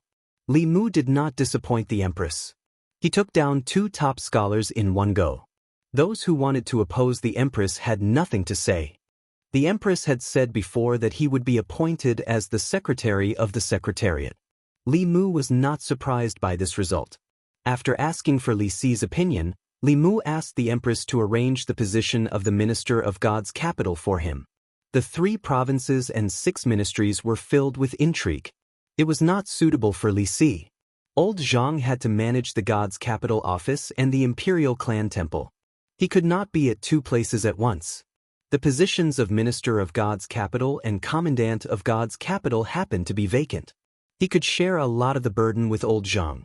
Li Mu did not say anything else. He had no say in these matters. If he said too much, he would be suspected of being a favored official interfering in politics. After becoming the Secretary of the Secretariat, Li Mu was no longer a constable of the God's capital office. Deputy Constable's son got what he wanted. He finally got rid of the word deputy and successfully received 5 times the salary. Li Mu handed the constable uniform to the government office. The constables there sent Li Mu off. "Goodbye, boss. Boss, come back to the government office often. I wish you a meteoric rise in the future." The God's capital office used to be the office with the least sense of existence in the God's capital. As the constables of the God's capital office, the people did not trust them. The constables of the Ministry of Justice looked down on them. Even they themselves were used to it. All this changed after Li Mu came to the God's capital office. The God's capital office was no longer the cowardly office it used to be. They had beaten up the rich and foppish and captured the students of the academy. The people would choose the God's capital office as their first target. The constables of the Ministry of Justice would no longer look at them differently. Some people had been constables their whole lives before they knew what a constable should be like. Li Mu waved at Wang Wu and the others. He walked out of the God's capital office and found that the outside was also crowded with people. "Constable Li. Constable Li, stop calling him Constable Li. Now we have to call him Lord Li or Zhuangyun." The people greeted Li Mu. The owner of the noodle stall walked up slowly and asked, "Constable Li, are you not going to work in the God's capital office anymore?" Li Mu knew what they were worried about. He smiled and said, "Don't worry. Even if I'm not here, you can still come to the God's capital office if you need anything. The God's capital magistrate, Lord Zhang Chun, is a good official who loves the people like his own children. The new minister of the God's capital, Lord Li, is my friend. He hates evil and will stand up for you. If you have any problems that the God's capital office can't solve, you can also come to me." When the people heard this, they were obviously relieved. In the past few months, as the people of the God's capital, they had finally lived a decent life. When they were bullied, they no longer had to be afraid of the other party being the son of an official or the descendant of a noble. That was because they had Constable Li behind them. He used his weak body to hold up the sky for them. There used to be people like him in the God's capital who brought hope and light to the people. However, those people were like a flash in the pan. They appeared for a short while and disappeared very quickly. Some people died, some were transferred out of the God's capital. There were also some who gradually stood against the people. Li Mu was the light in the people's hearts. The people of the God's capital were used to relying on him. Without him, their lives would return to how they were before. It was not easy to obtain light. No one wanted to return to darkness. Li Mu left the God's capital office. Along the way, the people sent him off. In the past few months in the God's capital, the people of the God's capital could not leave him. In fact, Li Mu could not leave the people of the God's capital either. Other than the Empress, the immense and continuous psychic power generated by the common people was the greatest shortcut to his cultivation. Up until now, Li Mu's pure yang body could only play a very small role in his cultivation. Although the pure yang body still allowed him to cultivate several times faster than ordinary cultivators, this speed was not even worth mentioning when compared to psychokinesis cultivation. Moreover, the meeting with the Empress in his dreams every night was even more useful to Li Mu. She would teach Li Mu all kinds of supernatural powers and spells step by step. Supernatural powers were not like Taoist techniques. They required comprehension and practice. Most of the time, it would take months for one to grasp the basics of a supernatural power. However, with the Empress's guidance, Li Mu could grasp the basics in 3 days to 1 day. This was also the reason why cultivators fought tooth and nail to join the large sections. With the guidance of a great teacher, they would not take too many detours on the path of cultivation. To Li Mu, joining any sect would not be as convenient as hugging the Empress's thigh. No seventh realm cultivator from the 4 sects and 6 schools could be so attentive to their disciples and teach them diligently every day. After the imperial examinations ended, Li Mu had been appointed to an official position. From the time he was appointed to the position, he had a maximum of 3 months of vacation. During these 3 months, he planned to return to the North County and spend it with Lu Hanyan. At the same time, he wanted to discuss with her whether she could return to the divine capital with him. Now that he had a firm foothold in the divine capital, he could bring her and Wan over. Before this, Li Mu still had a knot in his heart that had not been resolved. Ever since Cui Ming escaped, Shangguan Li led people to chase after him. 2 months had passed, but there was no progress at all. Every day, Li Mu would check on Su He, who was sleeping in the ice coffin. The medicinal power of the nature pill was healing her soul at every moment. Li Mu could feel that she was not far from waking up. Su He was about to wake up, but there was still no result on Cui Ming's matter. This made Li Mu anxious. He planned to go to Mr. Mei to ask about the situation first. When he arrived in front of Chang'e Palace, Lord Mei was standing outside with a bronze mirror in his hand. A look of suspicion appeared on his face. Li Mu walked up and asked, "What's wrong?" Mr. Mei put away the bronze mirror and looked worried. He said, "I haven't been able to contact Ali since 3 days ago. I don't know what happened to her. She didn't even have time to reply." Chapter 3:14. In the time that Shangguan Li wasn't in the divine capital, Li Mu had completely replaced her and became the subject closest to the Empress. Although no one could compete with Li Mu for the Empress' favor if she didn't come back, Li Mu didn't want anything to happen to her. Mr. Mei looked at the mirror and frowned. Ali is chasing after Cui Ming this time. She has many internal guards with her. She also has the Fulu and talismans that Her Majesty gave her. Even if she met a sixth realm cultivator with everyone working together, they would have the power to deal with him. The talisman that she left in the palace doesn't have any abnormalities, and it doesn't seem like anything has happened. But why didn't she reply? Li Mu thought for a moment and asked, maybe she didn't have time to send a message. Mr. Mei shook his head. Ever since she left the divine capital, we've been sending messages every day. This is what we agreed on before we left the capital. Li Mu asked again, could it be that the message talisman was damaged? Mr. Mei continued shaking his head. This possibility is very small. The most likely possibility is that the place she's at is covered by a powerful formation that can't send messages. Li Mu looked at Mr. Mei and asked, where was the last time she replied? Mr. Mei said, 3 days ago, Yunzhong County. Yunzhong County was adjacent to the North County. Li Mu thought for a moment and said, how about this? You continue to contact her. I'm going back to the North County anyway, so I'll go to Yunzhong County to take a look. If there's any news about her, I'll report it to Her Majesty immediately. Ever since he got the little conch, Li Mu and the Empress communication became much more convenient. As long as he used his spiritual power, they could chat in real time. It was even more convenient than a phone.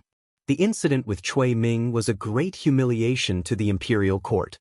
If it weren't for the fact that there were so few sixth realm experts in the imperial court and that all of them held high positions, it would have been possible for them to dispatch sixth realm experts to kill Cui Ming and restore the nation's prestige.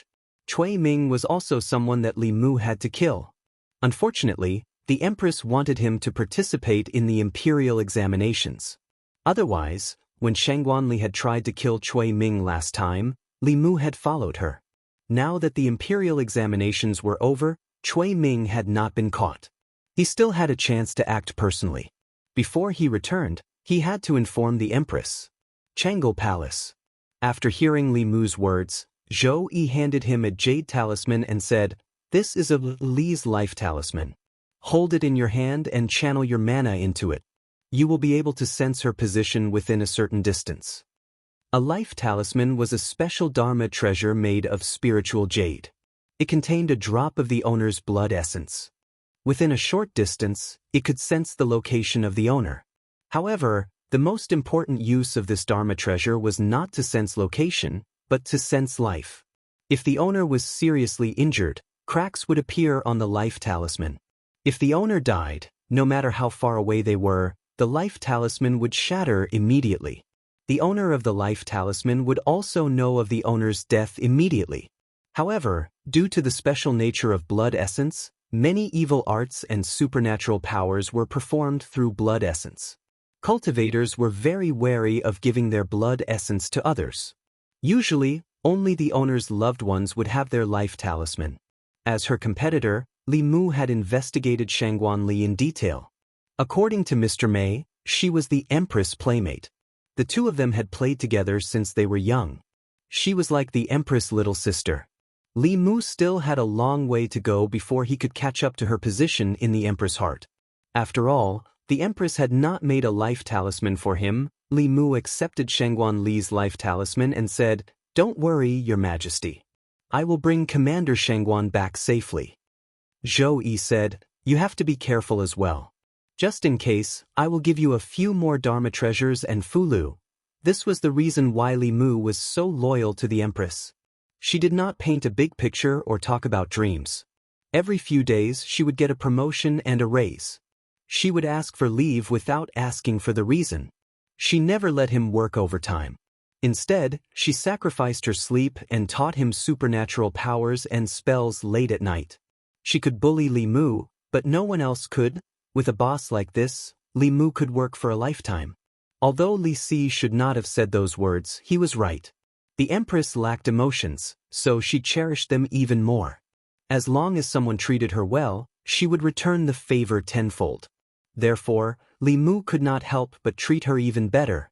Zhou Yi took out a few pieces of Fulu and a few Dharma treasures. She also taught Li Mu how to use them. After accepting these things, Li Mu said happily, "Thank you, Your Majesty." If there is nothing else, I will go back first. Zhou Yi thought for a moment and said, "Take a drop of essence blood. I will make a life talisman for you. In the future, if you are in danger, I will be able to sense it." Li Mu decisively cut his finger and forced out a drop of essence blood.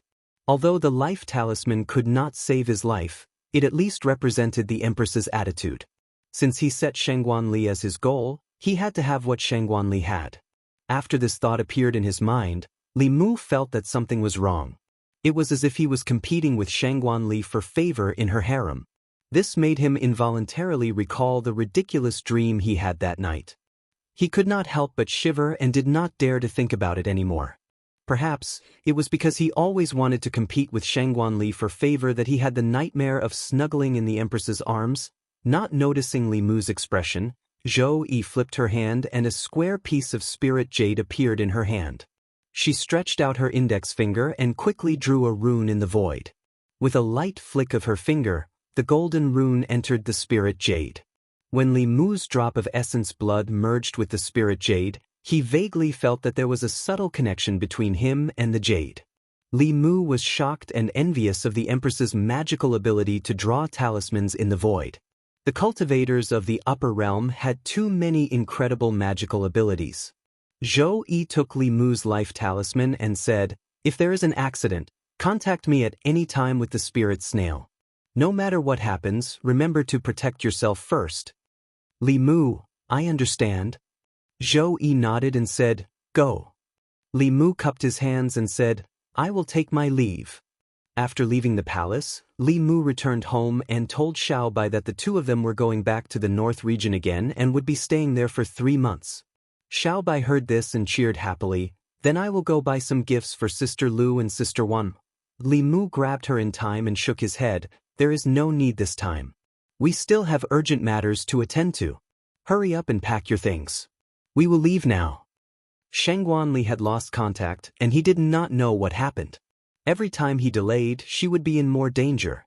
Xiaobai quickly packed her things and the two of them left the city. They immediately used a high-grade flight talisman and flew into the sky. Yunzhong region was in the east of the north region. Li Mu first sent Xiaobai to Fulu school. Lu Hanyan happened to be in seclusion with Yu Zhenzi. Only Wanwan was on Baiyun Peak. Li Mu left Xiaobai on the peak and flew to the east alone. Chapter 315. Yunzhong Commandery. Yunzhong Commandery was located in the northeast of the Great Zhou. Within Yunzhong Commandery, there were very few plains. There were many forests and strange peaks. Peaks that were thousands of feet tall could be seen everywhere. The peaks were often shrouded in clouds, hence the name Yunzhong. Further east from Yunzhong Commandery was no longer within the Great Zhou. It did not even belong to the Zhou continent. Instead, it was Yingzhou. Compared to Zhou continent, Yingzhou was just a barren land. The environment of Yingzhou was harsh. There were many mountains, swamps, and poisonous miasma. There were no human countries. Even most demons were unwilling to live there. The border between Yunzhong Commandery and Yingzhou was an ancient mountain forest that stretched as far as the eye could see. The trees in the forest were extremely lush. There were often giant trees that were dozens of feet tall, blocking out the sun. Poisonous miasma would begin to rise from the ground 100 feet into the forest. The people of Yunzhong Commandery regarded this place as a forbidden area.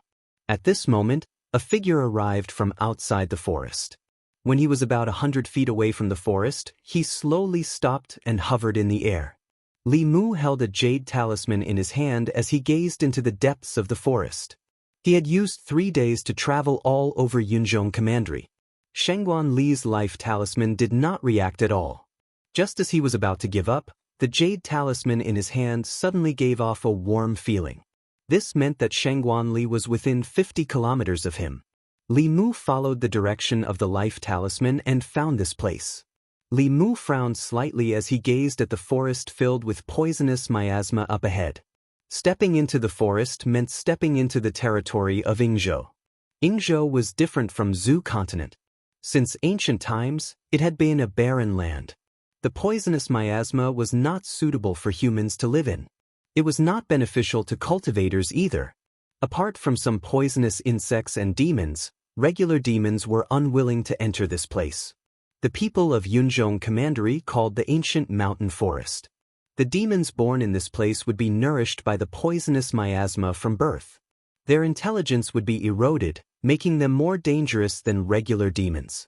They would occasionally run out and cause trouble for the people of Yunzhong Commandery. No wonder there was no news from Shangguanli. The terrain here was complicated, and the mountains were stacked on top of each other. Mr. Mei did not receive Shangguanli's message, most likely because the signal was not good. Shangguanli was not far ahead. Li Mu did not hesitate too much and quickly flew into the forest. At the same time, deep in the forest, in a valley, Shangguanli raised her head and looked up. The canopy of the ancient trees above her covered the sky and the sun. They had been trapped here for 3 days. Along the way, Cui Ming had almost been caught several times, but he had managed to escape. Later on, they were trapped here by Cui Ming's scheme. Someone had set up a huge formation in this valley. This formation was extremely powerful. Entering the formation was very easy, but exiting it was harder than ascending to the heavens. With the few of them working together and the Dharma treasure that His Majesty had bestowed upon her, they could even put up a fight against a powerhouse in the early stage of the 6th realm. However, they could not break this formation from the inside. Not only that, this formation also blocked her from sending messages, causing her to completely lose contact with the fairy's capital. In the past few days, Cui Ming and the person who set up the formation did not do anything to them. They only trapped them. It was likely that they wanted to wait for their magic power to be depleted so that they could get rid of them effortlessly. A middle-aged woman walked over and shook her head. It still won't work. They probably want to trap us to death, or use us as bait to kill more powerhouses from the imperial court. The fact that Cui Ming was a spy from the demon sect had already caused the imperial court to lose a lot of face. If he set up the imperial court again and caused the imperial court to lose even more powerhouses, not only would it cause the imperial court to lose even more prestige, it would also fuel the demon sect's arrogance. Shangguanli took out a piece of spiritual jade and held it in her hand.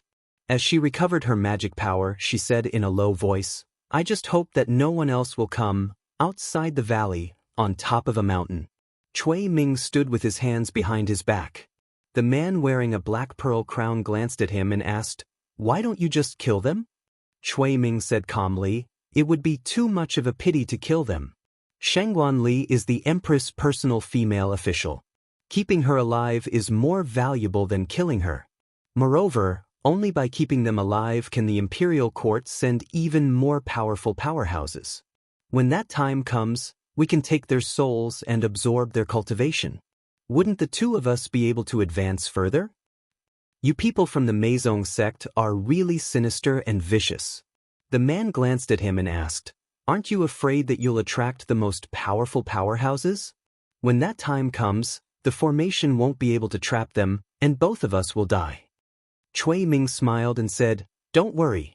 I know the imperial court better than the Meizong sect. The number of powerhouses at the peak of the 6th realm in the imperial court can be counted on one hand. They can't come here. At most, they can only send the beginner 6th realm. You spent so much time to set up such a formation. It's not just to trap a few 5th realm powerhouses, right?" The black-robed man glanced at him and said, "I'll say this first. Whether it's these people or those who come later, I don't want any of their Dharma treasures. However, I want all of their soul energy." Cui Ming didn't think much and nodded. "I promise you." After the two of them reached an agreement, the black-robed man fell silent for a moment and asked again, "You've been hiding in the Great Zhou court for so long. You must know a lot of secrets. About half a year ago, Chu Jiang of Gojouzian died. Do you know what happened?" Cui Ming shook his head and said, "This is a top secret in the imperial court. Other than the officials in the North County, I'm afraid only a few people in the imperial court know about it. But is there a problem with Chu Jiang of Gojouzian's death?" The black-robed man said in a low voice, "His cultivation is slightly higher than mine. He hid in the North County for 5 years to use the 18 Hell formation and sacrifice hundreds of thousands of people in the county city to reach the 6th realm. Once the 18 Hell formation is set up, it can trap Dongxian to death. Only transcendence can break it. According to what I know, he clearly set up the 18 Hell formation that night, but he still failed in the end. Cui Ming looked at the valley below and asked, "How is this formation compared to the 18 Hell formation?" There was a hint of pride in the black-robed man's voice. He said slowly, "Although I don't have 18 ghost generals under my command, this valley is a wonderful place to gather in. With a little use of the surrounding terrain, I can borrow the power of heaven and earth to set up this formation. Even a sixth realm expert would find it difficult to escape. It's only stronger than the 18 Hell formation, not weaker." Cui Ming smiled and said, "Then there's no need to worry. If you can refine the souls of these people, I'm sure His Highness Emperor Song will be able to become the head of the 10 kings of hell, right?" The black-robed man didn't speak again, but he snorted coldly in his heart. His cultivation was already at the peak of the spectral soul realm.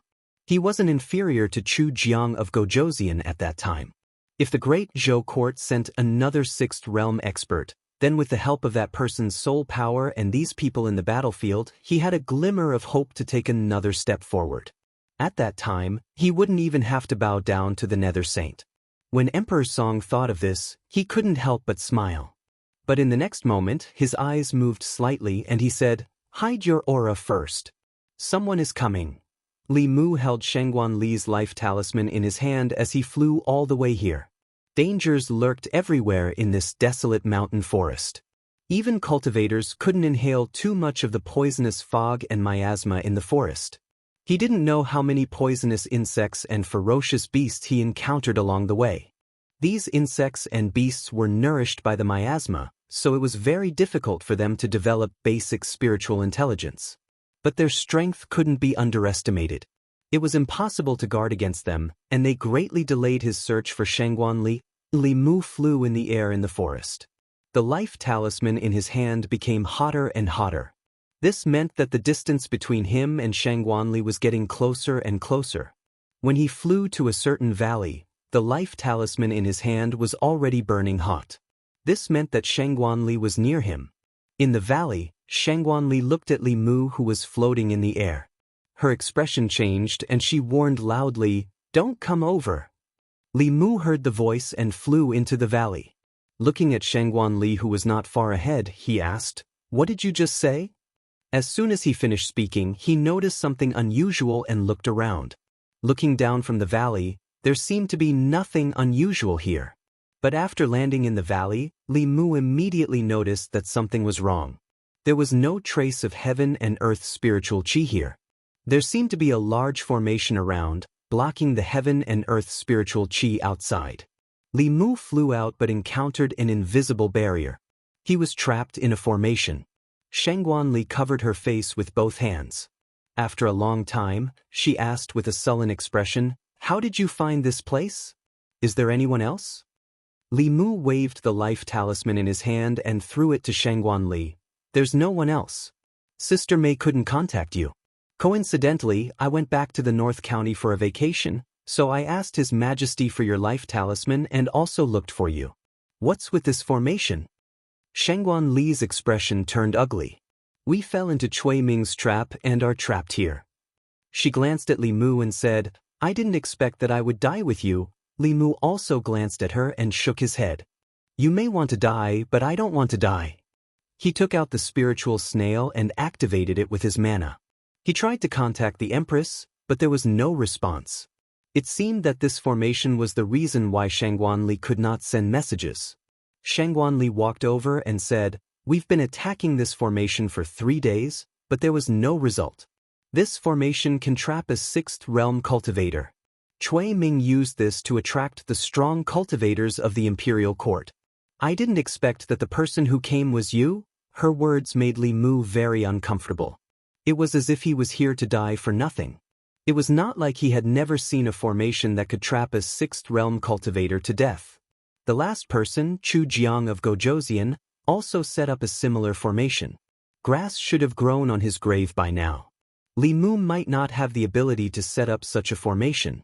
However, he had never been afraid of anyone who wanted him to destroy it. The formation was not the main point. Li Mu looked at Shangguan Li and asked, "Where's Cui Ming?" As Li Mu's voice fell, A burst of laughter suddenly came from outside the formation. Cui Ming floated outside the formation, his face full of surprise. Li Mu, it's actually you. Li Mu could tell that Cui Ming was very happy. Moreover, it was a joy that came from the bottom of his heart. There was not even a hint of hatred on his face. However, this was precisely the expression of hatred that was the deepest. Li Mu made him lose his reputation and his official position. He made him a fourth-rank official and the son-in-law of a dynasty. In just a few days, he became a wanted criminal. He made him work so hard for 20 years, but in a single night he was liberated. If Li Mu were in Cui Ming's shoes, he would also hate him. When hatred reached the extreme, it would also turn into joy. Of course, he was not happy because he was reunited with Li Mu after a long separation. He was happy because Li Mu had fallen into his hands. The black-robed man floated beside Cui Ming and asked, "He's Li Mu, the Li Mu who caused you to end up like this?" The smile on Cui Ming's face gradually disappeared. He looked at Li Mu with endless hatred and said, "When the time comes, don't kill him directly. I want him to suffer all kinds of torture in this world. Only then can I vent the hatred in my heart." He was just a fourth-level cultivator. Emperor Song did not take him seriously at all. He said, "Do as you wish." Cui Ming floated in the air and sneered, "Li Mu, oh Li Mu. You didn't think that you would fall into my hands so soon, did you?" Li Mu looked up at him and said disdainfully, "You're not the son-in-law anymore, and you still call yourself this prince.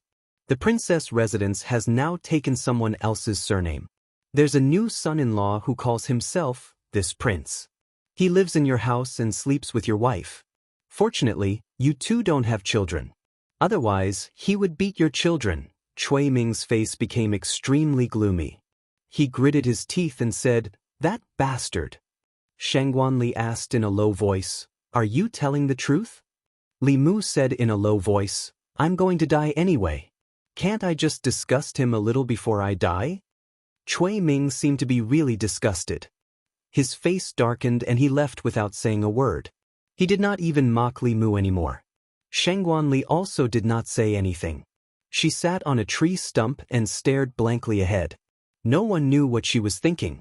Li Mu sat beside her and asked, "Are you afraid of dying?"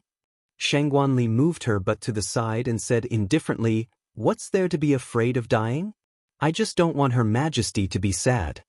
Li Mu tilted his head and looked at her. He found that when she said this, her expression was very calm. It seemed that she really was not afraid. This made him look at Shangguanli in a new light. She was about to die, but she was still thinking about whether others would be sad. She truly loved the Empress. If it were Li Mu, he would definitely not be able to do this. After a moment of silence, Shangguanli took out a piece of fulu from her sleeve and handed it to Li Mu. Li Mu looked at her and asked, "What are you doing?" Shangguanli said expressionlessly, "This is a heaven-grade fulu. It can allow you to teleport hundreds of miles away. In a while, we will do our best to break this formation.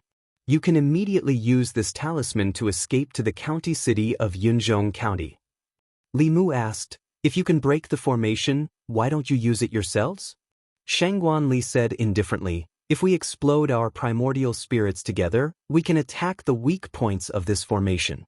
We can break a hole in this formation. You can take the opportunity to escape." The cultivation of Taoism cultivators was based on their primordial spirits. If their physical bodies died, their primordial spirits would not be destroyed and could be reborn. If their primordial spirits exploded, their souls would truly be destroyed. Li Mu never thought that Shangguanli would give her only chance to live to him. She had always disliked him. Li Mu looked at her and asked, "Why?" Shangguanli looked into the distance and said, "Her Majesty can do without us, but she can't do without you." At this moment, Li Mu suddenly felt some admiration for Shangguanli. Although he did not like her much in the past, of course, he coveted her position more. He wanted to replace her and become the Empress' closest vassal. But now it seemed that in some matters, he would never be able to compare to Shangguanli. Not only could she give her life for the Empress, she could even give her life for her love rival, her political rival, who often competed with her for favor. It was enough to show her unadulterated loyalty to the Empress. Shangguanli finally looked at Li Mu and said, "If you can escape, I hope you can wholeheartedly assist Her Majesty in governing the Great Zhou so that Her Majesty can escape from that cage as soon as possible." Li Mu waved his hand and said, "You make it sound so serious. Isn't it just a broken formation? It's not a big deal." Chapter 316. Author's note: I didn't expect it to rain at night. I couldn't get a taxi home after dinner, and it took too long to walk back, delaying my writing. In the end, I decided to pay a higher price and hailed a Mercedes-Benz. It's so expensive. If I don't write at least one chapter, I'll feel sorry for myself. I have to write more in the future to earn more money. Before coming to Yunzhong County, Li Mu didn't think that Shangguanli and the others would be trapped by Cui Ming. With her strength, it was enough to deal with Cui Ming alone, not to mention that she had these internal guard experts by her side. He only wanted to check on her situation on the way back to the North region and then report to the Empress. He didn't expect that with so many people, they would still be defeated by Cui Ming. If they knew the result, the Imperial Court would definitely send Sixth Realm experts. Shangguanli looked at Li Mu calmly. The array he mentioned had already trapped the 5 of them for 4 whole days. If it were any other time, Shangguanli would inevitably scold Li Mu. However, at this moment, she didn't have the mood to scold Li Mu for his lack of knowledge. She said, "Attacking this array will backfire. Don't force yourself. Save your mana and try your best to escape later." Li Mu looked at her and asked, "Are you really willing to die for me?" Shangguanli said calmly, "Not for you, but for Her Majesty." Li Mu waved his hand and said, "It's the same." He patted Shangguanli's shoulder and said, "Don't worry, you won't die. I promised Her Majesty to bring you back safe and sound. If I go back alone, I won't have the face to see Her Majesty." "You're still saying this at a time like this?" Shangguanli just opened her mouth when Li Mu covered it. Li Mu raised his head to take a look and said, "I happen to know of this formation. Although this formation is powerful, it's not like there's no way to break it. Including you, there are 5 5th-level cultivators here. That's enough." Shangguanli took away Li Mu's hand and didn't care about his rude behavior just now. She quickly asked, "Is what you said true?" What Li Mu said was naturally true. The Tao of array formations came from ancient inheritances. Apart from the almighty of the Spirit Array sect, who could innovate from time to time, it was impossible for a kid from the Demon sect to create a new array formation. There were only a few powerful formations in the Demon sect: the 10 Ghosts God Trapping formation, the 18 In Prison formation, and the Immortal Trapping formation here. The power of this formation was about the same as the Great Formation of the 18 Hells. However, the person who set up this Immortal Trapping formation knew how to make use of the surrounding terrain to borrow a portion of the power of heaven and earth. This made the power of this formation even more powerful than the Great Formation of the 18 Hells set up by Chu Jiang of Gojoseon. However, as long as it was an array formation, no matter how powerful it would have flaws. There was no perfect array formation in the world. This was something that every cultivator who studied array formations had to understand before they started learning array formations. Li Mu had once thought that meeting Thousand Illusions Shangren was his greatest calamity. Later, he increasingly realized that Thousand Illusions Shangren was actually the greatest gift that heaven had given him. He had obtained the experience and knowledge of a peak 6th realm heretical cultivation for free. Although these things were useless in most cases, and Li Mu was a righteous path cultivator and couldn't use evil path techniques, there would always be times when he could use them. For example, he observed for a while, picked up a branch, and drew 5 circles on the ground in different positions.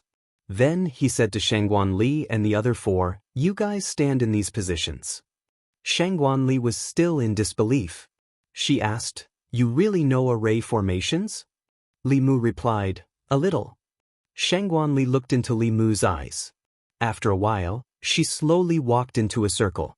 In the past few days, they had tried everything, but they couldn't make the array formation shake at all. She didn't believe that Li Mu had a way to break the array formation.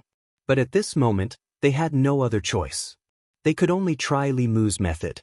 It would only be possible if they tried. Sitting here was just waiting for death. Even though she was already prepared to die, she wasn't willing to give up any chance of survival. The other 4 inner guard experts also knew this. They each chose a circle and stood in it. Outside the array formation, Cui Ming had already noticed their strange behavior. He asked Emperor Song, "What are they trying to do?" Emperor Song looked down and said, "It's just a last-ditch struggle. Don't worry about them. Do you think the Great Zhou court will send people to save them?" Cui Ming twitched the corner of his mouth and said, "If it was just Shangguan Li alone, I wouldn't be so sure. But with that Li Mu, the court will definitely send people. Don't worry." Emperor Song said in surprise, "Are you so sure?" Cui Ming said coldly, "This Li Mu is the Empress' only favorite official. She definitely won't let him die." Favorite official? Emperor Song's expression changed. He asked, "Do you think the Empress of the Great Zhou will come personally for him?" Cui Ming looked at him and comforted him, "Don't worry. What kind of status does the Empress have? How could she come personally? He is the Empress' favorite official, not her favorite concubine." Emperor Song looked at the young man trapped in the array formation and said, "Not necessarily. This person is so handsome." Cui Ming shook his head and said, "That's even more impossible. When I was luring these people here, I received a message from the Meizong sect's secret agent in Chengdu. This Li Mu is still a fledgling." Emperor Song was relieved and said, "That's good. The Empress of the Great Zhou had the cultivation of the 7th realm. If she really came here, not to mention Emperor Song, even if the remaining Yama kings of the 9 halls and the Nether Saint gathered together, they would all die here.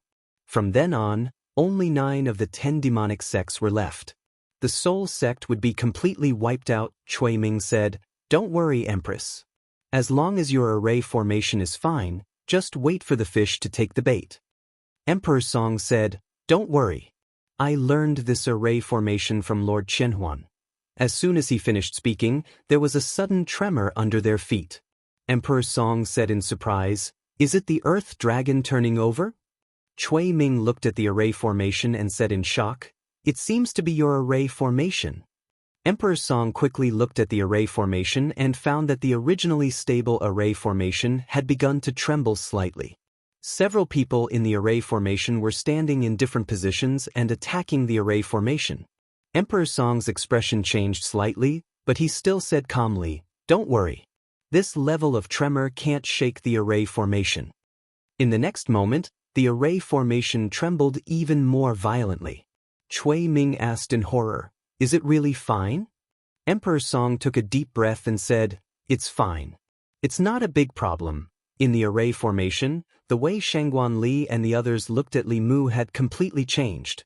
In the past few days, the 5 of them had joined forces and attacked with all their strength, but they couldn't shake the array formation at all. Instead, they suffered a lot of backlash.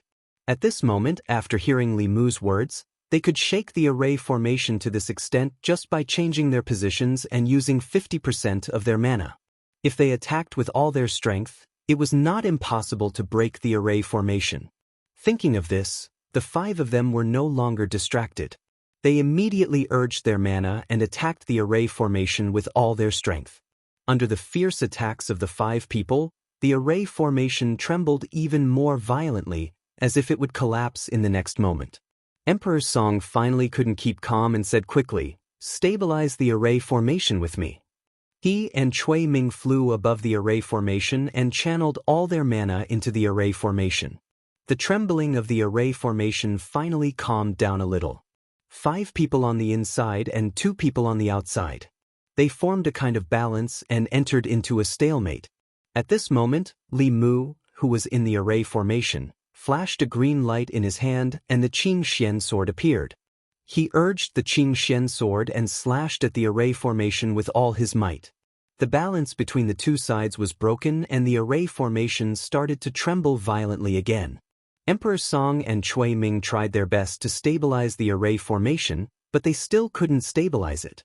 At this crucial moment, Cui Ming looked down and shouted, "What are you waiting for?"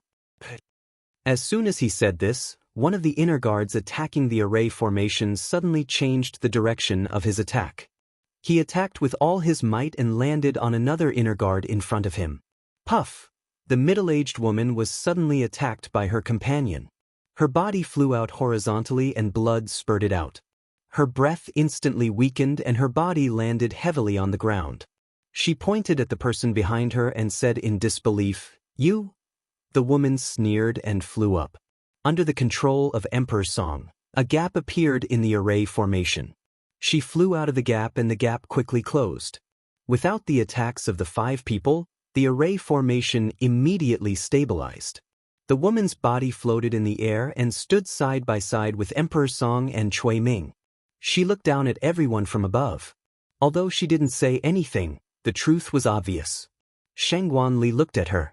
At this moment, she thought about how Cui Ming was always able to escape before them all the way here.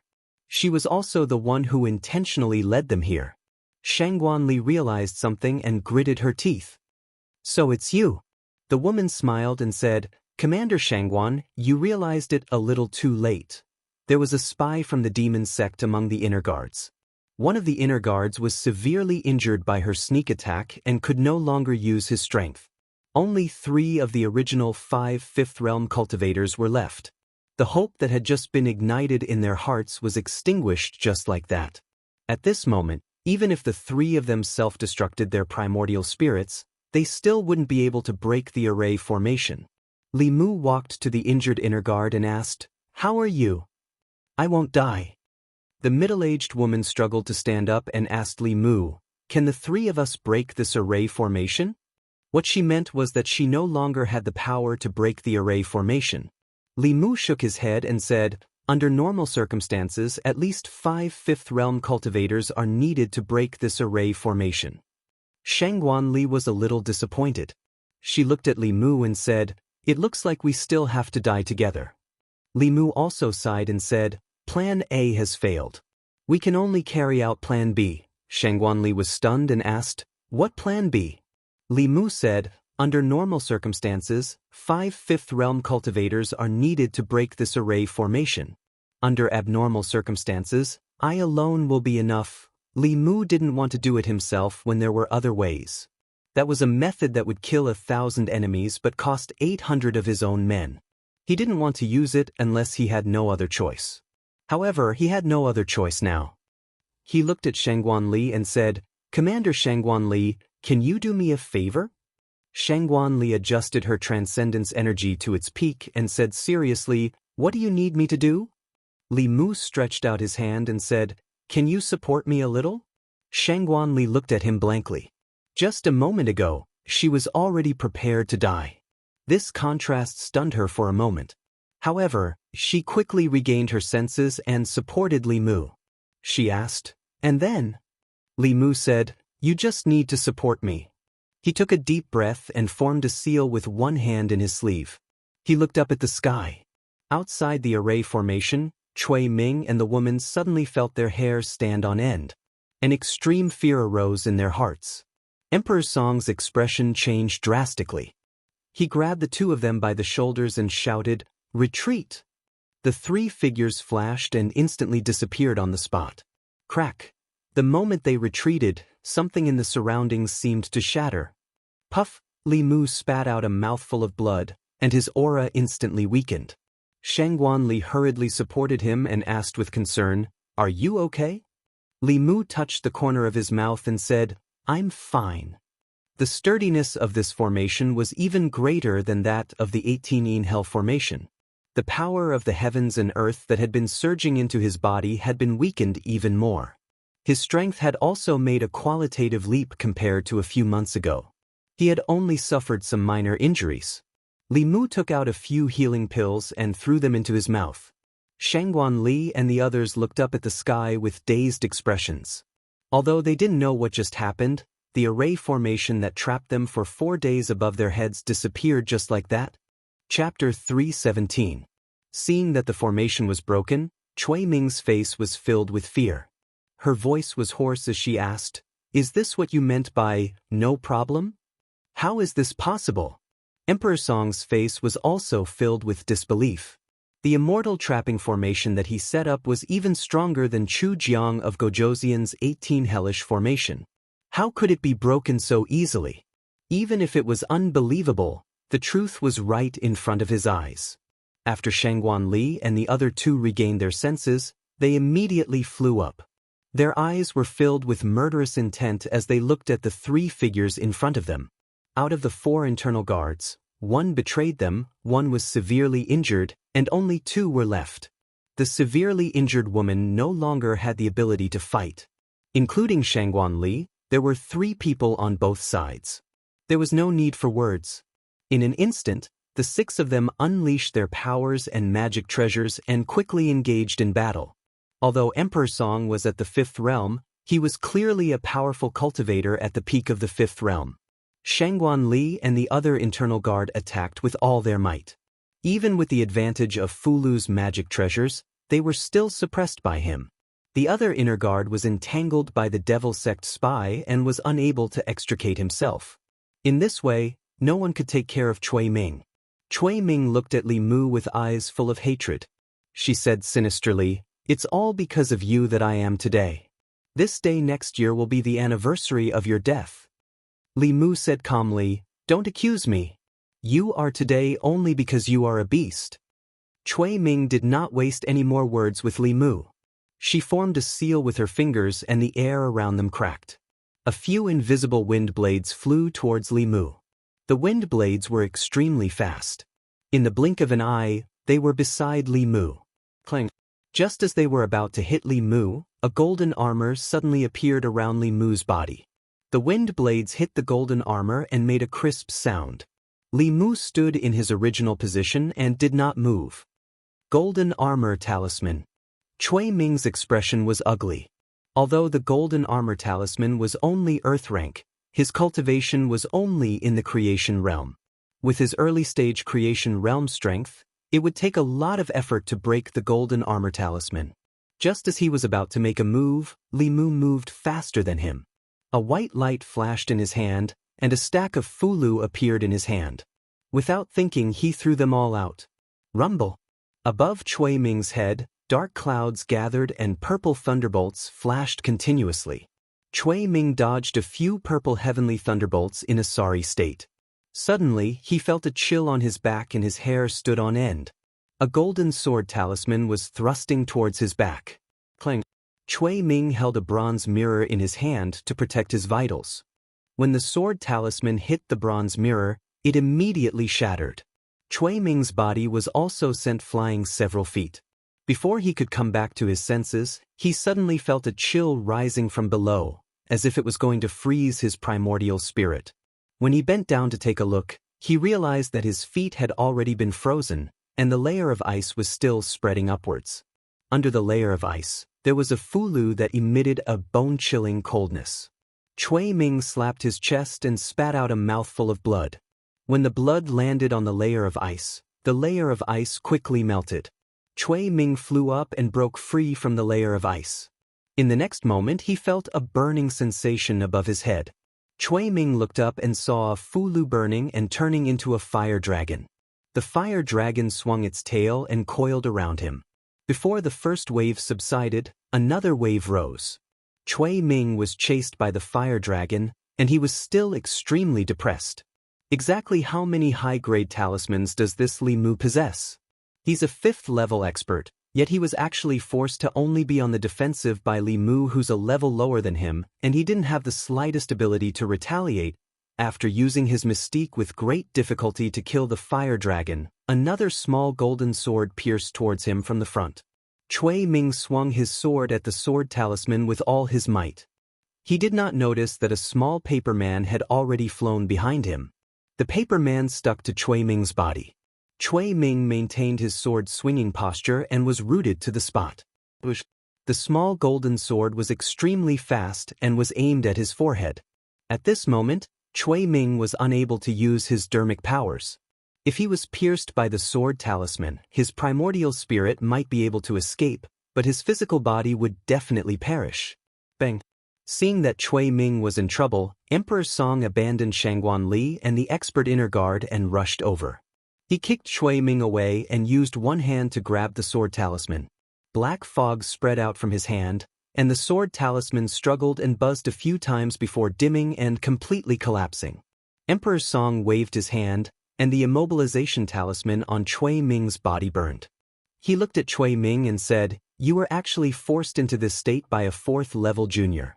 Could it be that you only know how to enjoy yourself these years in the Immortal's capital and neglected your cultivation?" Cui Ming's face darkened. He said, "This person has countless treasures on him. You can try and see how difficult it is to deal with him." "Then I'll deal with him first," Emperor Song said lightly. His hands moved quickly and formed a huge ghost seal in the air. This ghost seal was 10 feet square. After it was formed, it smashed towards Li Mu's head with the speed of lightning. Li Mu still stood where he was. As the ghost seal descended, the golden armor on his body shattered. Just as the ghost seal was about to land on his body, Li Mu's body emitted a white light again. When the white light touched the ghost seal stopped in midair, unable to land, and finally collapsed. Emperor Song's eyes were filled with shock. He blurted out, "An upper-grade heaven-class protective Dharma treasure." At this moment, he was cursing in his heart. Just how much did the Empress of the Great Zhou pamper Li Mu? An upper-grade heaven-class protective Dharma treasure was even more precious than Fulu and elixirs of the same level. It was also a rare item even for a 6th-level cultivator. Yet, it was worn by a 4th-level cultivator. Even a 6th-level cultivator would need to attack with all his might to break through the defense of this Dharma treasure. Normal attacks below the 6th level were no different from scratching an itch to him. Shengguan Li saw that Emperor Song also had his eyes on Li Mu and was about to come over with the internal guard. Li Mu waved his hand at them and said, "You guys go deal with that spy first. Leave Cui Ming and this ghost to me."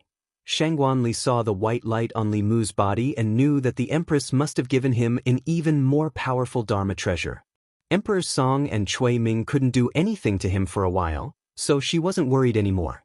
She said to the middle-aged woman beside her, "Clean up the sect first, then help him."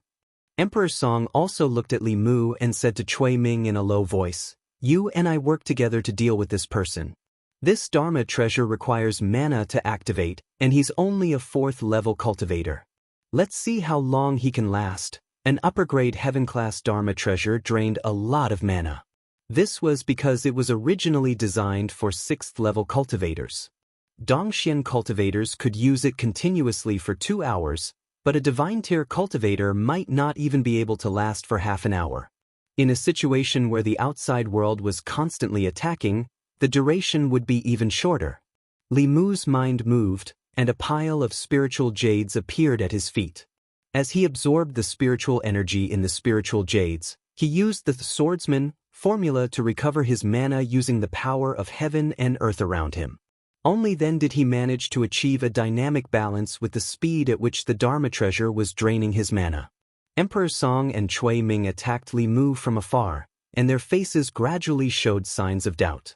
They originally thought that Li Mu would last for a while at most, but now that half an hour had passed, he still seemed to be in good spirits and did not look like he had overdrawn his mana at all.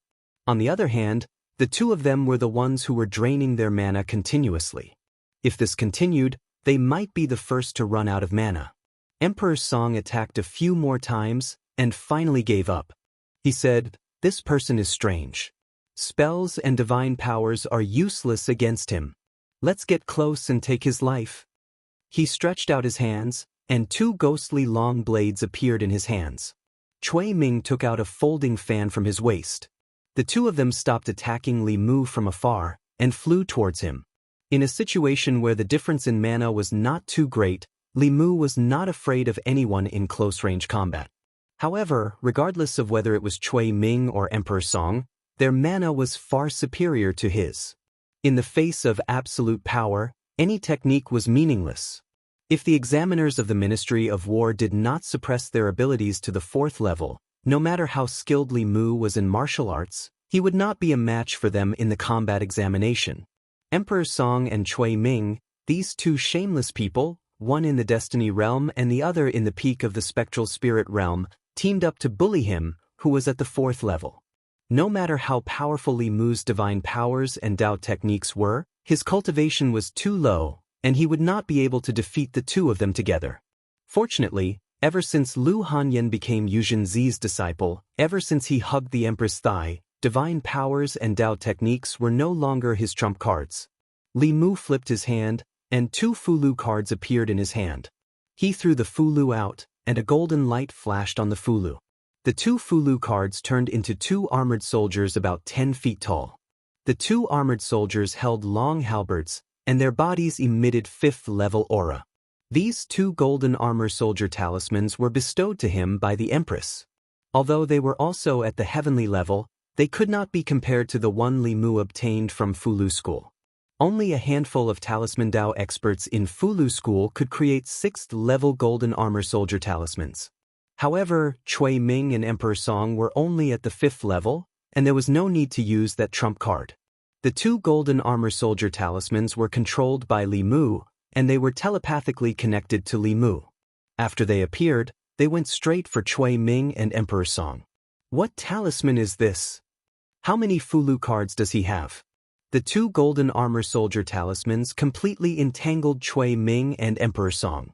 Cui Ming was weaker and was quickly suppressed by the golden armor soldier. Emperor Song dealt with 1 golden armor soldier with ease. Li Mu simply let the 2 golden armor soldiers work together to deal with Emperor Song, and he threw out another stack of Fulu cards at Cui Ming. Cui Ming held a fan-shaped weapon in his hand and dealt with it in a pathetic manner. He had cultivated for many years, and he had never been so frustrated in a battle. This was not a battle at all, but a competition to see who was richer. He glared at Li Mu and said coldly, "Do you think you are the only one with Fulu?"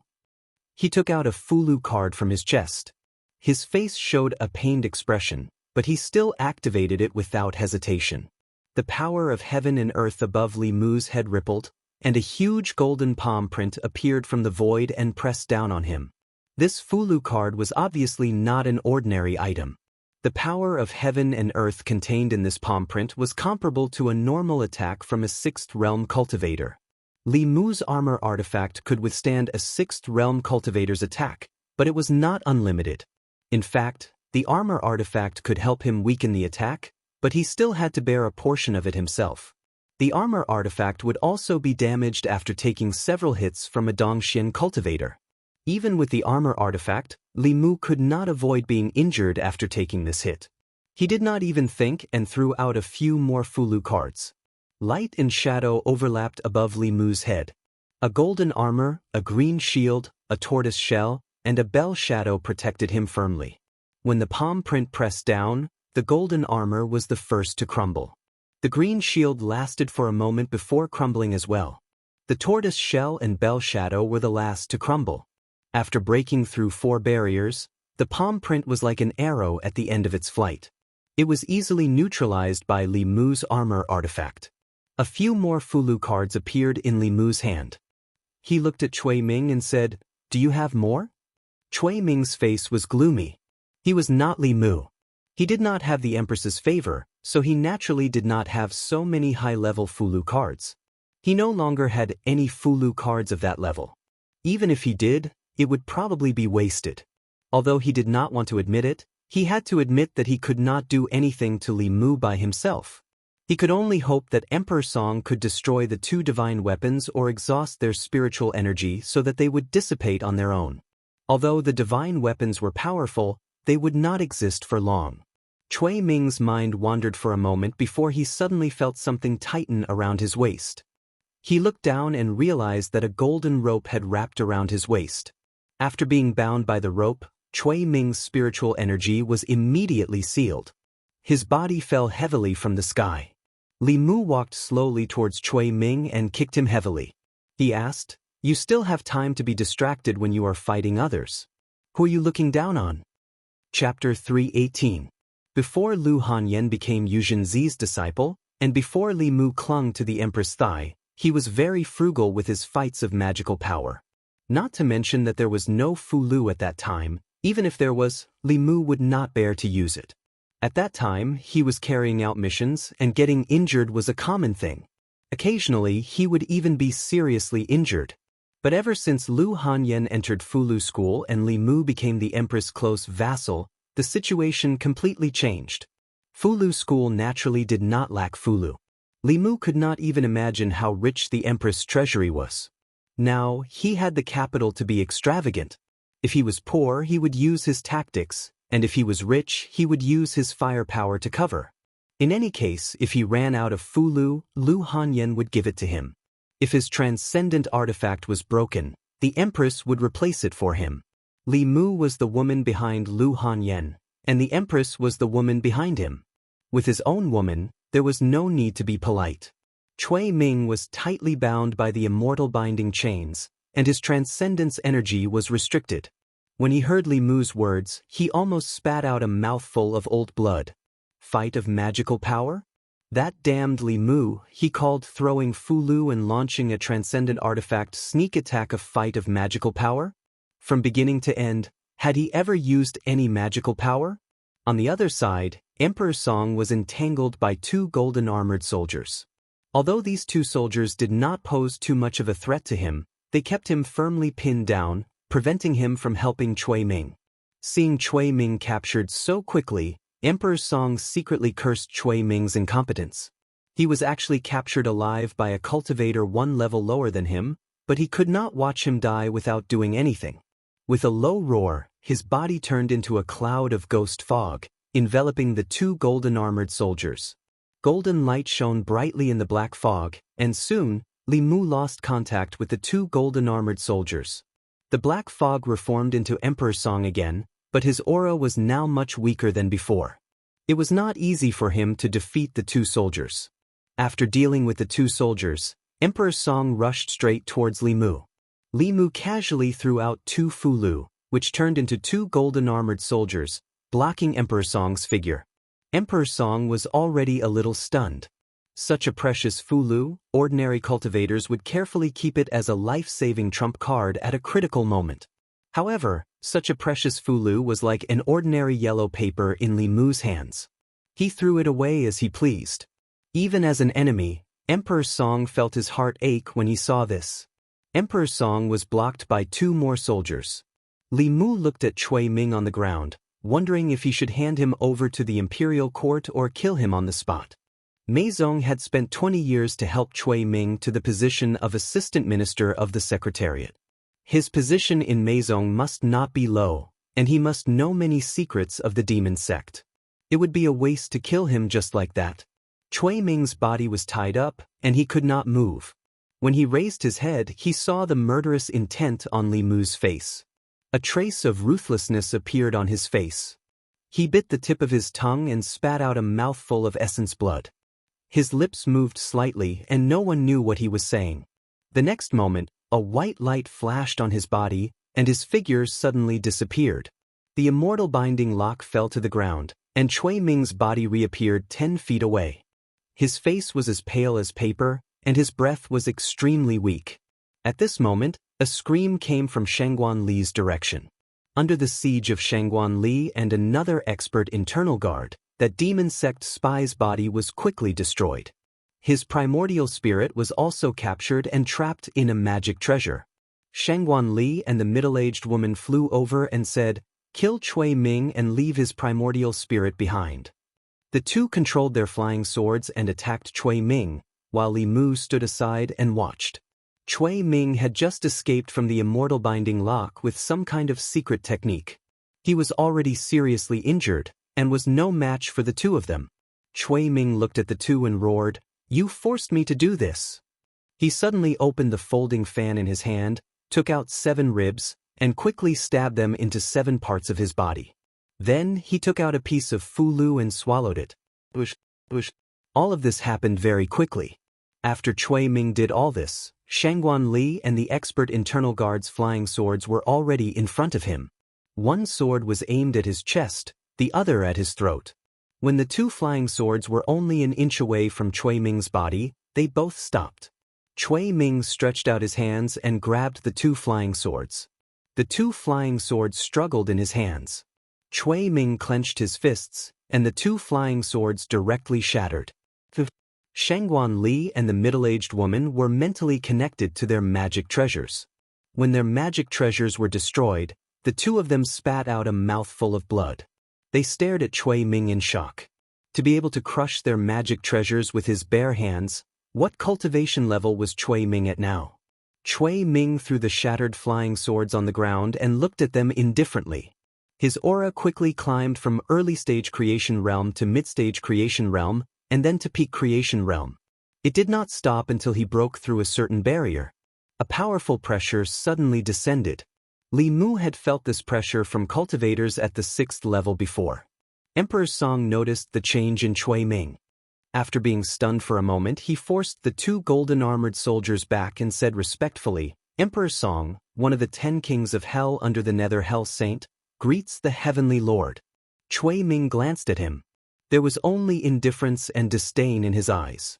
It was obvious that he did not take him seriously. Li Mu noticed that Emperor Song had addressed Cui Ming as Heavenly Lord.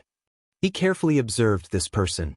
As expected, although he still had Cui Ming's aura on him, his temperament and strength were poles apart from Cui Ming's. Cui Ming had obviously used the divine power of self-sacrifice to make a powerful cultivator of the demon sect descend from a distance. This powerful cultivator was at least at the 7th level.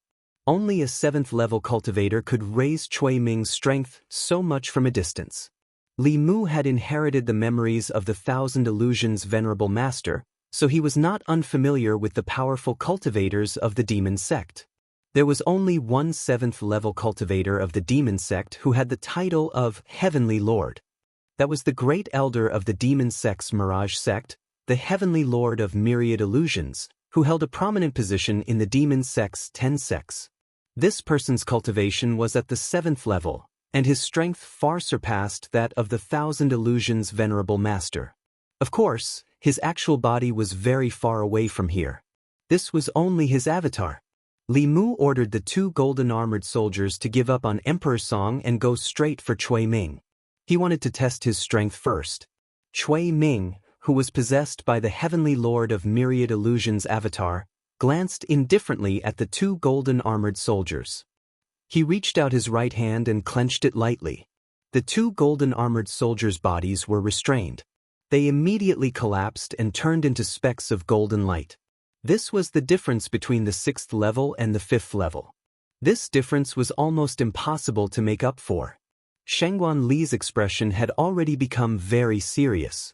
After Cui Ming's aura soared to the 6th level, she knew that even though they had broken the array, they would not be able to escape today. She stuffed the Fulu into Li Mu's hand and said, "We'll hold him back for a while. You take the opportunity to escape. Yunzhong County is no longer safe. Go to Baiyun Mountain as fast as you can," Li Mu asked. "Can you stop him?" Shangguan Li said in a low voice, "It's enough for you to activate this talisman and escape." Li Mu said helplessly, "Can you stop thinking about dying all the time?" Shangguan Li looked at Cui Ming and said, "His current strength has already reached the 6th level. If it weren't for that demon sect spy, we would still have hope. But now, if you don't leave, we can only die together." Li Mu said, "I still have a high-grade heaven-tier Fulu. It can summon a 6th-level gold-armored soldier." Shangguan Li was stunned for a moment and immediately said, "Then hurry up and take it out." Li Mu hesitated for a moment and said, "I can't bear to." This Fulu was his final trump card. It was too wasteful to use it on Cui Ming. Li Mu did not believe that the 10,000 Illusions god was really so powerful. Just a divine clone from a distance was enough to let Cui Ming cross a major realm. Even if he did look like a 6th level, he was definitely not as strong as a true 6th level. Shangguan Li looked at Li Mu. Her lips moved, but she suddenly did not know what to say. At this moment of life and death, he could not bear to part with a Fulu. She really wanted to burrow into Li Mu's heart and see what he was thinking.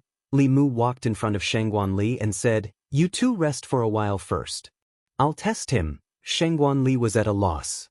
Cui Ming was already at the 6th level. No matter how powerful Li Mu's Dharma treasure was, it was still at the 4th level. The difference of 2 major realms could not be bridged. However, in the next moment, she realized that Li Mu's aura was also continuing to rise. Early stage divine power, mid-stage divine power, peak stage divine power, early stage creation realm, mid-stage creation realm. His aura finally stabilized at the mid-stage creation realm. It was even stronger than Shangguan Li's. Shangguan Li looked at Li Mu in a daze. At this moment, there seemed to be an illusion overlapping on his body. It was the illusion of a woman. Li Mu formed a seal with his hands and chanted in his heart, "Heaven and earth are limitless. Borrow the power of the universe. The power is born from the heart and grows endlessly. Heavenly Lord Tai, as the law commands." The Qingxian sword turned into thousands of sword shadows and slashed toward Cui Ming. Cui Ming raised his hands and a golden light shield appeared around his body. The sword shadows fell on the light shield and shattered. When the last sword light fell, the light shield was also full of cracks and shattered. Li Mu's hand seals changed again and he chanted, "Heaven and earth are limitless. Receive the order of the wind and thunder. The dragon fights in the wild, destroy all. Heavenly Lord Tai, as the law commands."